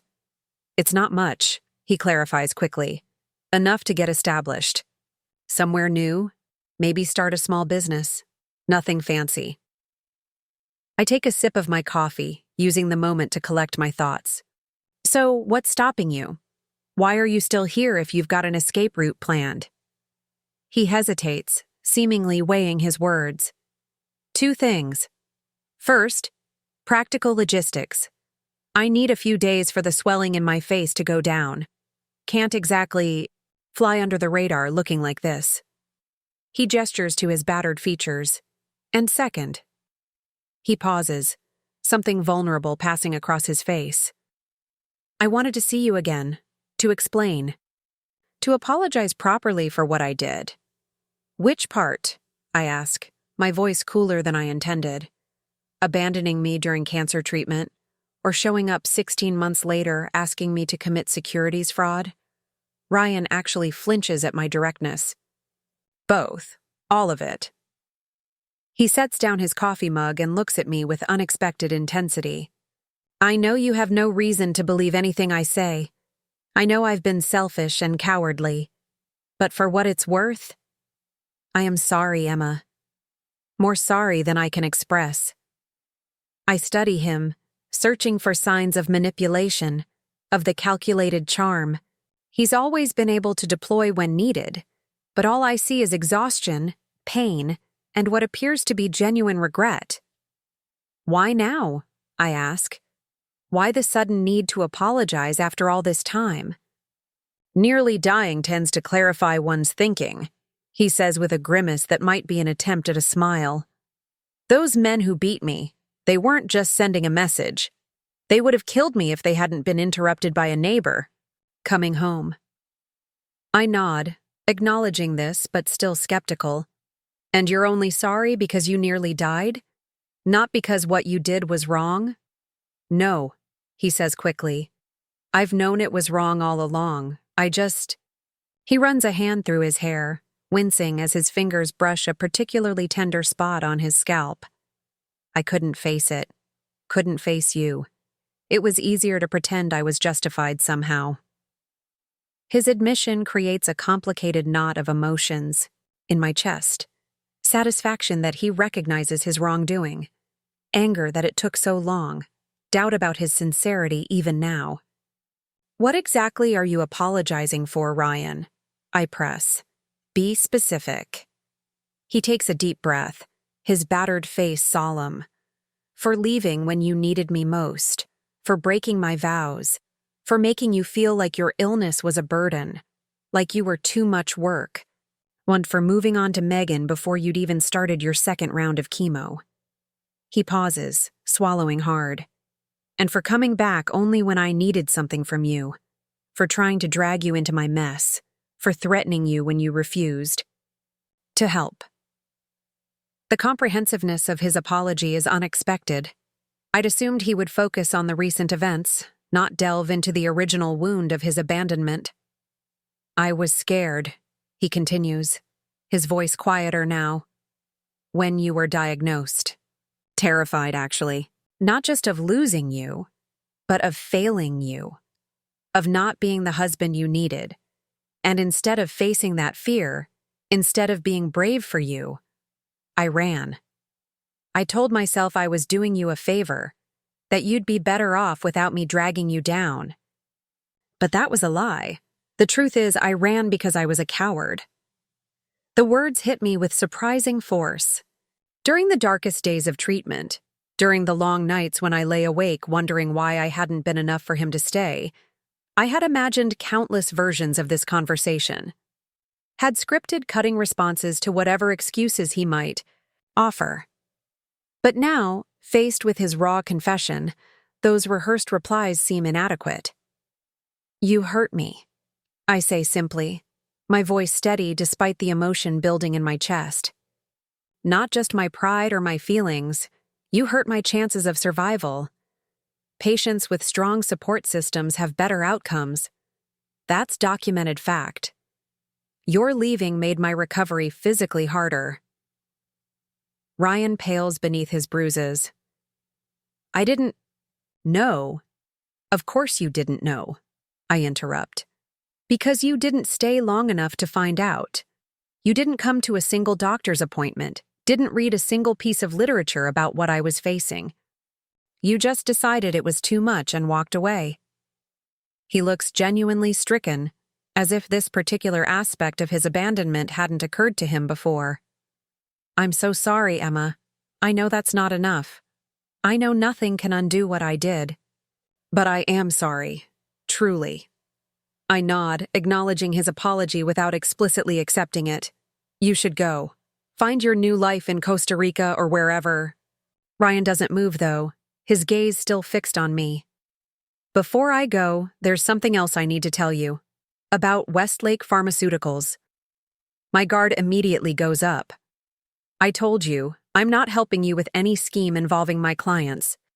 It's not that, he says quickly. It's about their new cancer drug, the one they're running clinical trials for. I did research on it before I came to you, looking for an angle. What I found, it's not good, Emma. I fold my arms, skeptical. What do you mean, not good? The preliminary trial results, he explains. They're manipulating the data, making the drug look more effective than it is, downplaying serious side effects. My first instinct is to dismiss this as another manipulation on Ryan's part. But the specificity gives me pause. How would you know that? Those results aren't public. I have sources, he says vaguely. People who owe me favors. The point is, Westlake is pushing a drug that could hurt people like you, cancer patients who are desperate for new treatments. I study his face, trying to determine if this is yet another attempt to involve me in his schemes, or if he's genuinely trying to pass along important information. Do you have proof of this? Actual documents? He nods, reaching for his duffel bag. From an inside pocket, he extracts a USB drive. Everything's on here. Raw trial data, internal emails discussing how to massage the results, even projections of potential lawsuits they expect once side effects become widely known. They're proceeding anyway because they've calculated that the profits will outweigh the litigation costs. I make no move to take the USB drive. Why are you giving me this? Because you have connections in healthcare now. Because you work with patients directly through your marketing company. Because you can do something with this information that I can't. He holds the drive out to me. Consider it a parting gift. The one good thing to come out of this mess. Cautiously, I accept the USB drive, turning it over in my hand. If what Ryan says is true, this is explosive information. The kind that could save lives, but also the kind that could destroy my relationship with a major client. Why should I believe you? You've lied to me repeatedly. I have, he acknowledges. And you have every reason to be skeptical. But check the data yourself. Verify it independently. You'll see I'm telling the truth about this at least. I pocket the USB drive, not committing to any action but not refusing it either. I'll look into it. Ryan nods, seeming satisfied with this response. That's all I ask. He glances at his watch. I should go. My bus leaves in an hour. Bus? I ask, surprised. I thought you'd be flying to your tropical escape. Eventually, he says. But first I need to get to Seattle. Less conspicuous that way. Harder to track. I can't argue with his logic. Though the thought of Ryan on a public bus with his battered face seems almost comically conspicuous. Do you need a ride to the station? The offer surprises even me as it leaves my mouth. After everything, why am I still willing to help him? In even this small way? That would be... Ryan pauses, seemingly equally surprised. That would be very kind. If it's not too much trouble. It's on my way to the office, I say, though this isn't strictly true. Give me 15 minutes to get ready. As I head upstairs to dress for the day, I find myself in a strange emotional space. Ryan's apology, while perhaps overdue and possibly calculated, has shifted something in me. Not forgiveness, exactly, but perhaps the beginning of closure. The drive to the bus station passes in mostly comfortable silence. Ryan looks out the window at the Portland streets, occasionally commenting on a new building or business that has appeared since he left. I respond with minimal engagement, focusing on the road, on the practical task of delivering him to his departure point. When we arrive at the station, I pull into a loading zone and put the car in park. "This is it," I say unnecessarily. Ryan nods, gathering his duffel bag from the floor. "Thank you for the ride, for letting me stay, for everything." "You're welcome," I reply formally, keeping my hands on the steering wheel, my gaze forward. He hesitates, his hand on the door handle. "I know you probably don't want to hear this, but I need to say it anyway. I did love you, Emma. That wasn't a lie. I just wasn't strong enough to love you the way you deserved." The words hit me with unexpected force. For so long, I had assumed his love had been an illusion, a performance. To consider that it might have been real, just insufficient, creates a new dimension to my grief. "Goodbye, Ryan," I say softly, still not looking at him. He opens the door and steps out, then leans down to meet my eyes one last time. "Goodbye, Emma. I hope you find someone worthy of you, someone braver than I was." And then he's gone, walking into the station with his battered face and his single bag, heading toward a new life far from Portland, far from me. I sit in the car for several long minutes, processing what just happened, what it means. There's a finality to this goodbye that was missing from our divorce, from all previous interactions. Something has been completed, a circle closed. The thought is both freeing and melancholy. Finally, I put the car in drive and pull away from the curb, heading toward the office. I have a busy day ahead. Client meetings, a presentation to finalize, the support group tonight at the hospital. Real life, my life, continues. But as I drive, my hand absently touches the pocket where I've placed the USB drive. What if Ryan is telling the truth about Westlake? What if patients are being put at risk by a pharmaceutical company more concerned with profits than safety? It's a question I'll have to address, but not today. Today is for reclaiming my space, for reconnecting with the life I've built without Ryan. The Westlake information will keep for 24 hours. At the office, Jenna looks up from her desk as I enter, her expression concerned. "How's the ex-husband situation?" she asks directly. "Resolved," I tell her, appreciating her straightforwardness. "He's gone." She studies my face. "You okay?" I consider the question seriously. Am I okay? The answer feels complicated yet simple. Yes, I decide. I'm okay. The morning passes in a blur of productivity. I throw myself into work with renewed focus, grateful for the structured demands of running a business. By lunchtime, I've finalized the presentation for tomorrow's client meeting, responded to all pending emails, and had a productive call with a potential new healthcare client. I'm just considering whether to order in lunch or step out for a quick bite when my phone rings. The caller ID shows Dr. Rivera. "Hello?" I answer, wondering if there's an issue with my upcoming appointment. "Emma," Dr. Rivera's warm voice comes through clearly. "I hope I'm not interrupting anything important?" "Not at all," I assure her. "What's up?" "I wanted to personally remind you about the support group tonight," she says. "I know I sent an email, but I'm particularly hoping you'll attend. We have several new members who I think could benefit greatly from hearing your perspective." I'm touched by her personal outreach. I was already planning to come. 7 o'clock, right? Exactly. In the community room on the 3rd floor. She pauses. "And how are you doing?" I heard through the grapevine that your ex-husband has resurfaced. The grapevine undoubtedly meaning Sophia, who sees Dr. Rivera for her annual checkups. News travels fast, I observe with a small smile. But yes, he did. It's been complicated. But I think it's resolved now. Complicated is one word for it, Dr. Rivera says, a note of protective concern in her voice. Sophia mentioned he was in some kind of trouble? He was, I confirm, not wanting to get into specifics. But he's left town now. I don't expect to see him again. Good, she says firmly. You've worked too hard to rebuild your life to have him disrupt it now. Her protectiveness warms me.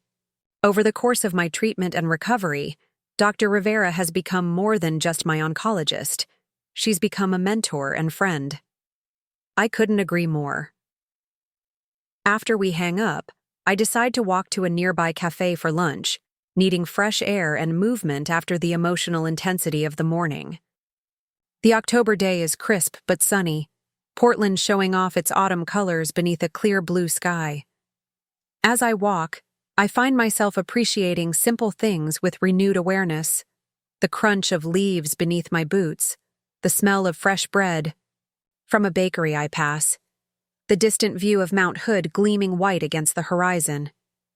These moments of presence, of sensory appreciation, are gifts from my cancer experience. Before my diagnosis, I moved through life at a relentless pace, always focused on the next goal, the next achievement. Now, I'm better at pausing, at savoring the ordinary beauty of being alive. At the cafe, I order a sandwich and a cup of tea, finding a small table by the window where I can people watch while I eat. The normalcy of the scene, students with laptops, business people on lunch breaks, baristas calling out orders, feels reassuring after the disruption of the past few days. My phone buzzes with a text from Sophia.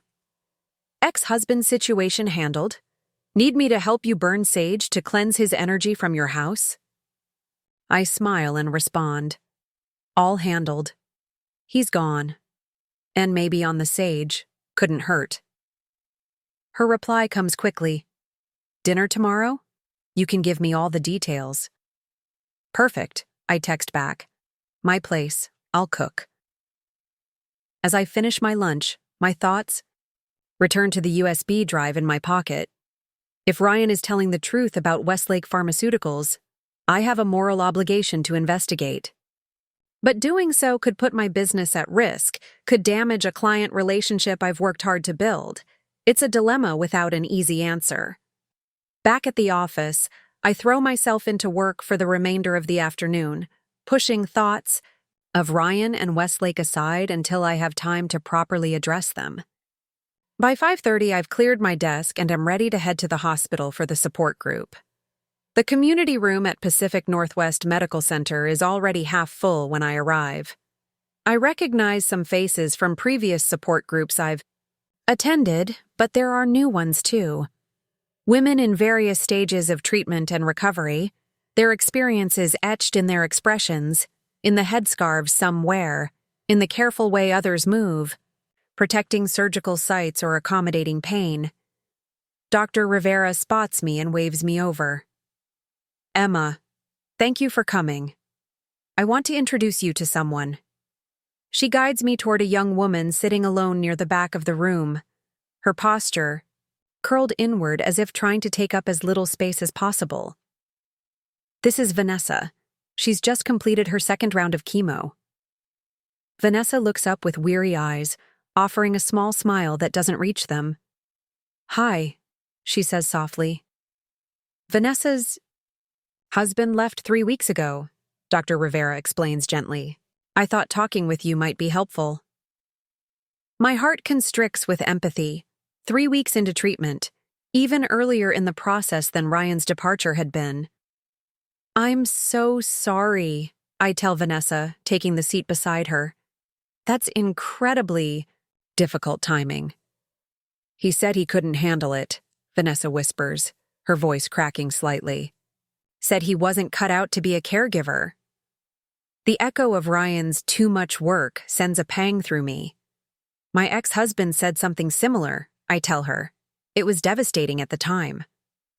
"How did you get through it?" she asks, a desperate hope in her eyes. I consider my answer carefully, wanting to offer genuine comfort without minimizing her pain. "One day at a time," I say finally. By leaning on friends. By finding a community of people who understood what I was going through, like this group.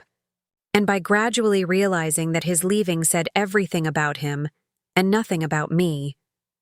Vanessa nods slowly, tears gathering in her eyes. Everyone keeps telling me I'm better off without him, that if he couldn't handle this, he wasn't worth having around anyway.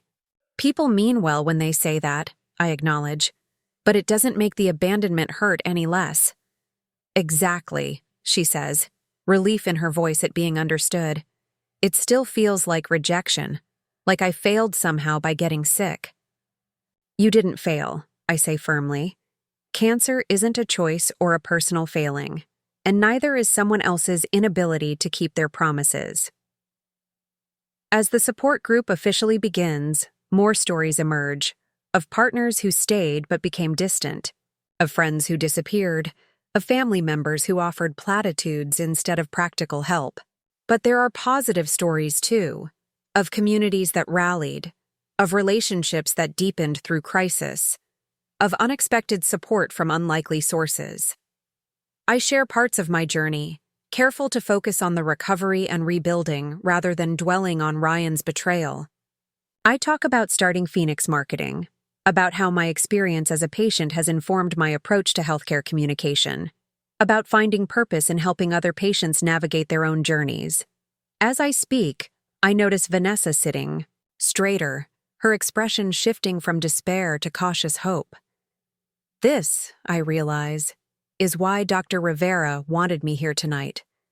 Not just to offer comfort, but to provide living proof that there is life beyond cancer, beyond abandonment. That it's possible not just to survive, but to thrive. After the official meeting ends, several women linger to continue conversations. I speak with Vanessa a bit longer, exchanging phone numbers and promising to check in with her before her next treatment. Dr. Rivera catches my eye across the room, mouthing a silent "thank you" that I acknowledge with a nod. By the time I leave the hospital, it's after 9. The autumn night is chilly, stars visible beyond the city lights as I walk to my car. I feel both drained and fulfilled, the way I often do after these group sessions, emotionally spent but spiritually nourished. At home, I go through my evening routine on autopilot, too tired to think about anything beyond the immediate tasks of preparing for bed. It's only as I'm about to turn off my bedside lamp that I remember the USB drive, still in the pocket of the pants I wore today. I retrieve it, turning the small device over in my hand, debating whether to examine its contents now or wait until morning when I'm fresher. Curiosity wins out. I fetch my laptop, insert the drive, and wait as my computer recognizes the new hardware. A folder opens automatically, revealing dozens of files, spreadsheets, PDFs, email threads. I click on one, labeled Executive Summary, and begin to read. What I find confirms Ryan's claims and worse. According to the documents, Westlake's new cancer drug, Oncoril, has shown alarming side effects in approximately 22% of trial participants, significantly higher than the 3% reported in their public-facing documents. More disturbing still, 3 patients died from what appears to be drug-related complications. Yet these deaths were classified as disease progression to avoid regulatory scrutiny. The emails are equally damning, executives discussing how to reframe negative results, how to pressure researchers to focus on positive outcomes, how to structure reports to minimize red flags for the FDA. I read for over an hour, growing increasingly disturbed by what I find. If these documents are authentic, and they certainly appear to be, Westlake is knowingly advancing a dangerous drug, gambling with patients' lives for the sake of profit. The ethical implications are clear. This information needs to reach regulatory authorities before Oncoril receives approval, before it's prescribed to vulnerable patients like those I met tonight at the support group, like Vanessa. But taking action means sacrificing my relationship with Westlake, a major client that accounts for nearly 30% of Phoenix Marketing's current revenue. It means potentially putting my business, my livelihood, at risk. It means making an enemy of a powerful pharmaceutical company with resources far exceeding my own. I close the laptop, too overwhelmed to make a decision tonight. But as I turn off the light and settle under the covers, I know in my heart what I'll do. Some choices transcend business considerations. Some risks are worth taking. Tomorrow, I'll verify the information independently. I'm not taking Ryan's word at face value, regardless of his apparent sincerity. But if it checks out, I'll act. For Vanessa. For all the patients who deserve better than to be sacrificed on the altar of corporate greed. As I drift toward sleep, I find myself thinking of Ryan, presumably on his way to Seattle by now, planning his escape to a new life. Did he give me this information as a genuine attempt at redemption? Or was it one final manipulation, a way to cause maximum disruption to my life before he disappeared for good? Perhaps his motives don't matter. Perhaps what matters is what I choose to do with the information now that I have it. How I choose to respond to this moral challenge placed in my path. Ryan walked away when facing the challenge of supporting me through cancer. I won't walk away from this challenge, regardless of the personal cost. That, I realize as sleep finally claims me, is the fundamental difference between us. Morning light streams through my bedroom window as I sit at my desk, staring at the documents from the USB drive. I've spent 2 hours cross-referencing information, verifying credentials on the internal memos, checking dates against publicly available FDA filings. Everything aligns. The documents appear genuine. The gravity of what I'm facing settles over me like a heavy cloak. If I take this information to the proper authorities, I'll be burning a bridge with Westlake Pharmaceuticals. Permanently. They'll know the leak came from me. There's no way to anonymize this kind of whistleblowing, not when I'm one of the few people with direct access to their marketing team. I reach for my phone and dial Sophia. "Hey," she answers on the second ring. "Everything, okay?" "I need your advice," I tell her. Professional and personal. "I'm listening." I explain the situation, the damning documents about Oncoril, the ethical dilemma, the potential impact on my business, without mentioning that Ryan was the source. That detail feels irrelevant to the core issue. "Wow," Sophia says when I finish. "That's intense. You're sure the information is legitimate?" "As sure as I can be without hiring a forensic data analyst. The internal email headers check out. The data formats are consistent with Westlake's other documents. The names and titles match their current executive team." She's quiet for a moment, thinking. "What does your gut tell you?" "That I can't sit on this," I say simply. "People could die, Sophia. People like me. Like the women in my support group." "Then you already know what you have to do," she says. "The business consequences are secondary." She's right, of course. I knew the answer before I called her. But hearing it from someone else, someone who understands both the ethical and practical dimensions, solidifies my resolve. "What about legally?" I ask. "Could Westlake come after me somehow? Sue me for defamation or breach of confidentiality?" "Possibly," Sophia concedes. Her background in corporate law before transitioning to nonprofit work makes her insight valuable. But whistleblower protections exist for exactly this reason, and if the information proves true, any lawsuit would ultimately backfire on them. Still, you should consult an actual attorney before proceeding. We talk for a few more minutes, sketching out a rough plan. First, legal consultation. Then, careful documentation of everything I have. Finally, controlled disclosure to the appropriate regulatory authorities, not a public media blast, but a formal report through proper channels. After hanging up, I call Sandra Green, the attorney who handled my divorce. While not a specialist in pharmaceuticals or whistleblowing, she can at least advise on initial steps and refer me to someone with the right expertise. I spend the rest of the morning at her office, walking through the documents, discussing potential approaches and risks. Sandra listens intently, taking detailed notes, occasionally asking clarifying questions. "This is serious," she says finally, removing her reading glasses and setting them on her desk. "Both the content of what you found and the potential repercussions for your business. I'd like to bring in a colleague who specializes in FDA regulatory issues and corporate whistleblowing. Can you come back tomorrow afternoon?" I agree, leaving copies of key documents with her for review. As I exit her office building, I feel both heavier with responsibility and lighter for having taken concrete action. The path forward is unclear, but at least I'm moving, not paralyzed by indecision. Back at Phoenix Marketing's office, I find Jenna working on layouts for a new project. "Everything okay?" she asks, glancing up. "You look intense." "Just some complex client issues to navigate," I say, not ready to share specifics until I have a clearer plan. "Nothing we can't handle." She studies me for a moment longer, clearly sensing there's more to the story, but doesn't press. "The Westlake team called earlier. They want to move up the presentation for their new patient education materials. Asked if we could do next Monday instead of the following week. The irony isn't lost on me. Designing patient education materials for a company that's hiding dangerous side effects from those same patients.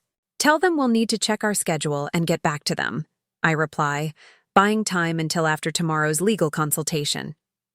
The rest of the day passes in a fog of routine tasks that fail to distract me from the looming decision. By evening, I'm mentally exhausted but no less certain of my course. This isn't just about business ethics or professional integrity. It's personal. Had Oncaril been available during my treatment, I might have been prescribed it. Women like Vanessa, already dealing with the trauma of cancer and abandonment, shouldn't face additional preventable dangers from the very medications meant to save them. I sleep fitfully, waking several times from dreams where I'm trying to warn faceless patients about invisible threats. By morning, I feel more resolved than ever. This is the right thing to do, regardless of consequences. The meeting with Sandra and her colleague, James Wilson, a distinguished attorney specializing in pharmaceutical regulatory law, proves both enlightening and reassuring. James reviews the documents carefully, his expression growing increasingly grave. "These are unquestionably authentic," he confirms, "and unquestionably damning. Westlake has violated multiple FDA regulations and potentially committed fraud." "What's my best course of action?" I ask. "A formal filing with the FDA's Office of Criminal Investigations," he advises. "Simultaneously, we'll submit documentation to the Securities and Exchange Commission as Westlake's misrepresentations affect their stock value and investor information." "And the potential blowback on Emma?" Sandra prompts. James sighs, removing his glasses. "I won't sugarcoat it. There will be consequences.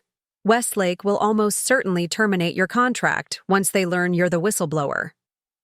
They may attempt legal action, though any such effort would likely fail given the strength of this evidence and whistleblower protections." "What about my other clients?" I ask, voicing my deepest concern. "Could this damage Phoenix Marketing's reputation more broadly?" "It could go either way," he admits. "Some clients might distance themselves, fearing similar scrutiny. Others might respect your ethical stance. It's impossible to predict with certainty." I nod, appreciating his honesty. "And if I do nothing? If I just delete these files and pretend I never saw them?" James's expression turns solemn. "Then you become complicit in potential harm to patients, and you'd have to live with that knowledge." The choice, when framed that way, isn't really a choice at all. Let's proceed, I tell them. I want to file the reports as soon as possible. The next 48 hours become a whirlwind of detailed preparations. James and his team help me organize the documentation, prepare formal statements, and navigate the complex filing procedures for both the FDA and SEC. Every document is carefully reviewed, every statement precisely worded to maximize impact while minimizing potential legal vulnerability. Throughout this process, I maintain a facade of business as usual. I respond to Westlake's emails about the rescheduled presentation, even attend a conference call with their marketing team to discuss upcoming campaigns. The duality feels strange, collaborating professionally with people whose company I'm about to report for dangerous practices. But on Friday afternoon, everything changes. James calls to inform me that the filings are complete, the reports submitted to both agencies with all supporting documentation. They've acknowledged receipt, he tells me. Now we wait. How long? I ask. Hard to say. Could be days, could be weeks before the initial response. But given the severity of the allegations and the quality of evidence, I'd expect relatively quick action. I thank him and hang up, a curious mixture of dread and relief washing over me. It's done. The wheels are in motion. Whatever comes next, I've made my choice. I decide to close the office early, giving Jenna the rest of the afternoon off. You sure? She asks, clearly noticing my distracted state. Positive. Go enjoy the sunshine while it lasts. October in Portland. Who knows when we'll see blue skies again? After she leaves, I sit alone in my office, gazing out at the city skyline, trying to process the enormity of what I've just done. Have I just torpedoed the business I've worked so hard to build, or taken a moral stand that, regardless of professional consequences, I'll never regret? My phone buzzes with a text from Dr. Rivera. Just checking in. How are you holding up after everything with Ryan? The message reminds me that I haven't told her about the Westlake situation. Should I? As both a medical professional and someone who refers patients to clinical trials, she'd have a stake in knowing about potentially dangerous medications. But sharing details before the investigation officially begins could complicate matters. I opt for transparency without specifics. Managing. Actually dealing with some significant professional challenges right now. Can we talk next week? Her reply comes quickly. Of course, my door is always open. The weekend passes in a strange limbo. I throw myself into household projects, reorganizing my home office, planting fall bulbs in the garden, deep cleaning the kitchen. Physical tasks that require attention but little emotional energy, leaving my mind free to process the seismic shift occurring in my professional life. Sophia and David come over for dinner on Saturday as planned. I tell them about the filings, about James's predictions of potential fallout. They listen supportively, offering both practical advice and emotional reassurance. You've done the right thing, David says simply. Whatever happens next, hold on to that. And remember you're not alone, Sophia adds. We're here. Your support group is here. You've built a community that won't abandon you. The contrast with Ryan's abandonment during my illness isn't lost on any of us, though we don't explicitly name it. The symmetry feels significant. I was left alone to face cancer, but I'm surrounded by support as I face this new challenge. Monday arrives with no word from either regulatory agency, but I hadn't expected immediate action. What does arrive, however, is a calendar notification for the rescheduled Westlake presentation, now just 1 week away. I stare at it, wondering if I'll still be working with Westlake by then, or if the investigation will have already blown everything apart.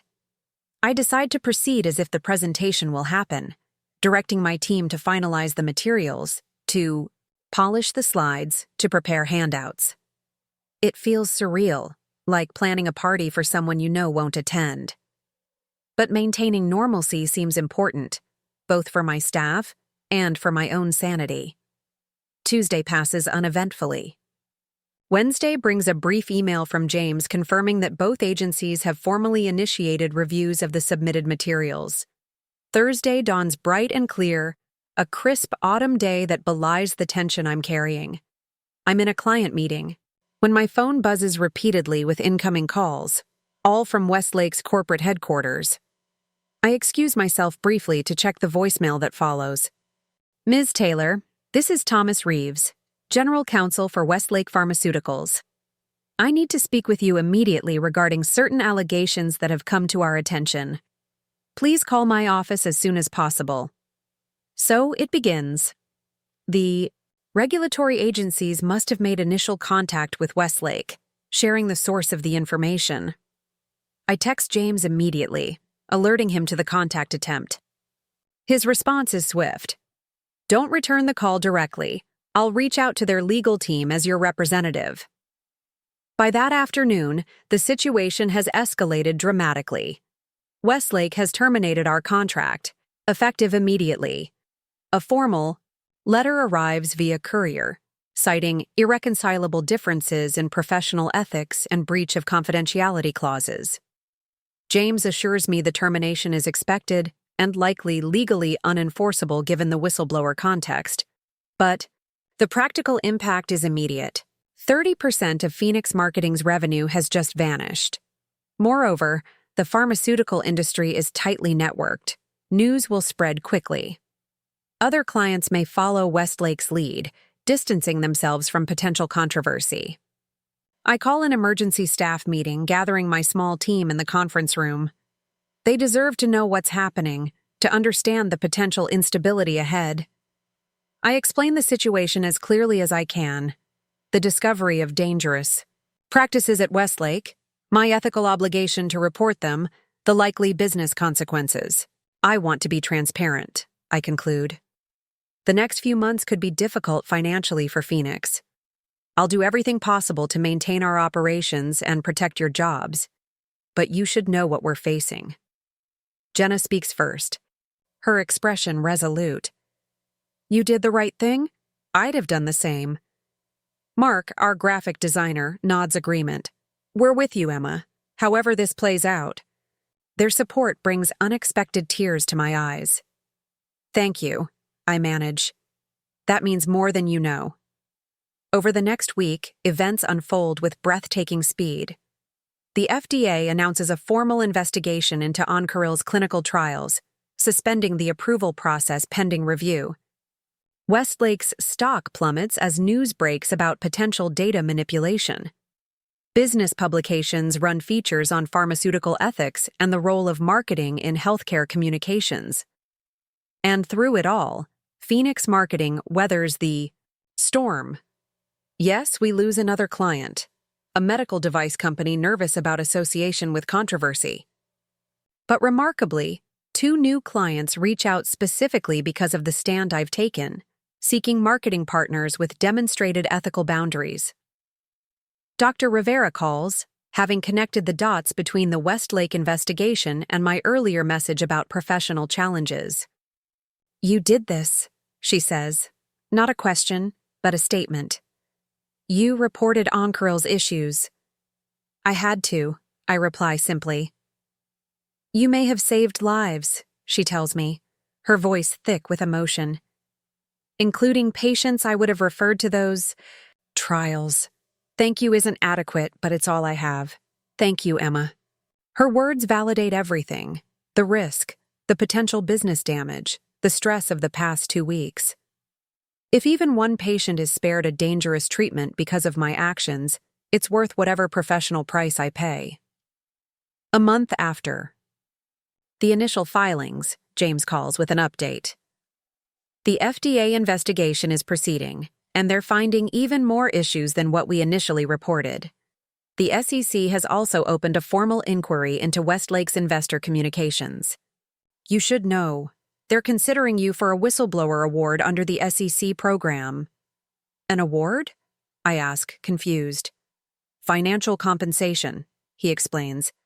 When whistleblower information leads to successful enforcement actions, the SEC can award between 10% and 30% of sanctions collected. Given Westlake's size and the scope of potential fraud, this could be substantial. The irony isn't lost on me. I reported Westlake because it was ethically necessary, potentially at significant cost to my business. Now that same action might bring financial reward. What happens next? I ask. More investigation, possibly formal hearings.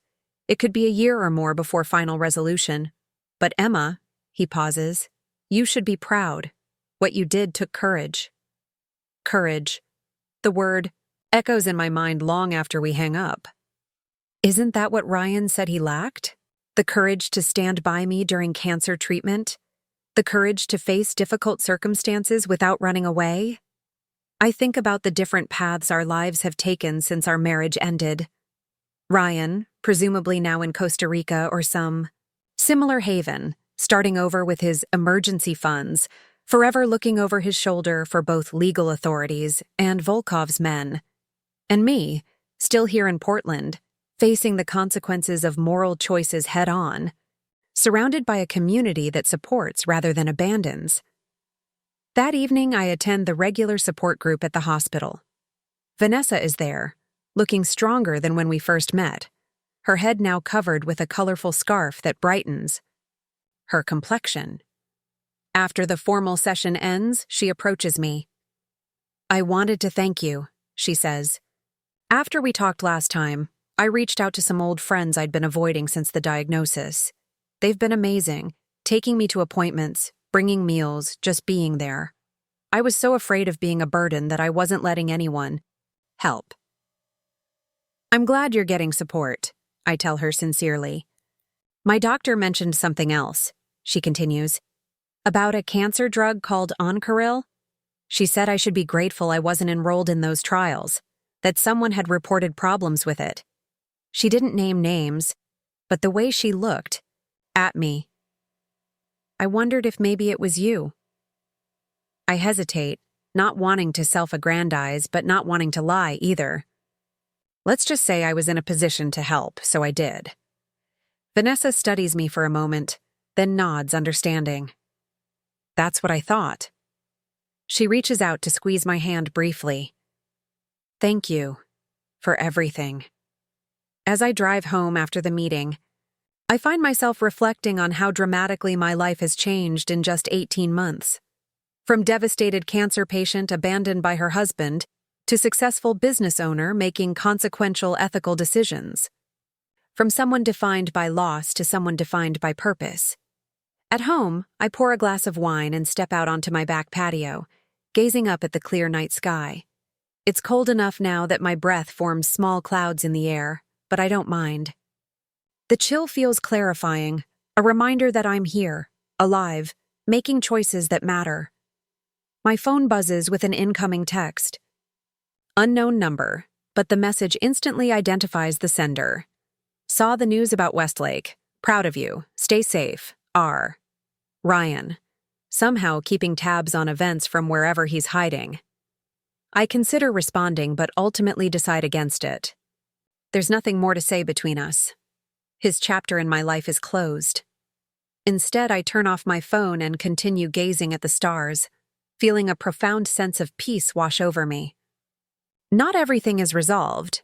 Phoenix Marketing still faces financial challenges, the Westlake investigation continues to unfold, and I carry physical and emotional scars from both cancer and abandonment. But I've discovered something essential about myself through these trials. I am not defined by what happens to me, but by how I respond, by the choices I make when facing difficult circumstances, by my willingness to stand firm rather than run away when things get hard. Cancer didn't break me. Ryan's betrayal didn't break me, and whatever comes next won't break me either, because I've built something stronger than any individual crisis. A life founded on integrity, supported by genuine community, and guided by purpose. As autumn leaves swirl around my feet and stars shimmer overhead, I raise my glass in a silent toast, not to survival, though I have certainly survived, but to living fully, truthfully, and without fear. To embracing both the pain and joy that make a life complete, to the understanding that sometimes being too much work for the wrong people creates space to become exactly who you're meant to be. Up next, you've got 2 more standout stories, right on your screen. If this one hit the mark, you won't want to pass these up. Just click and check them out.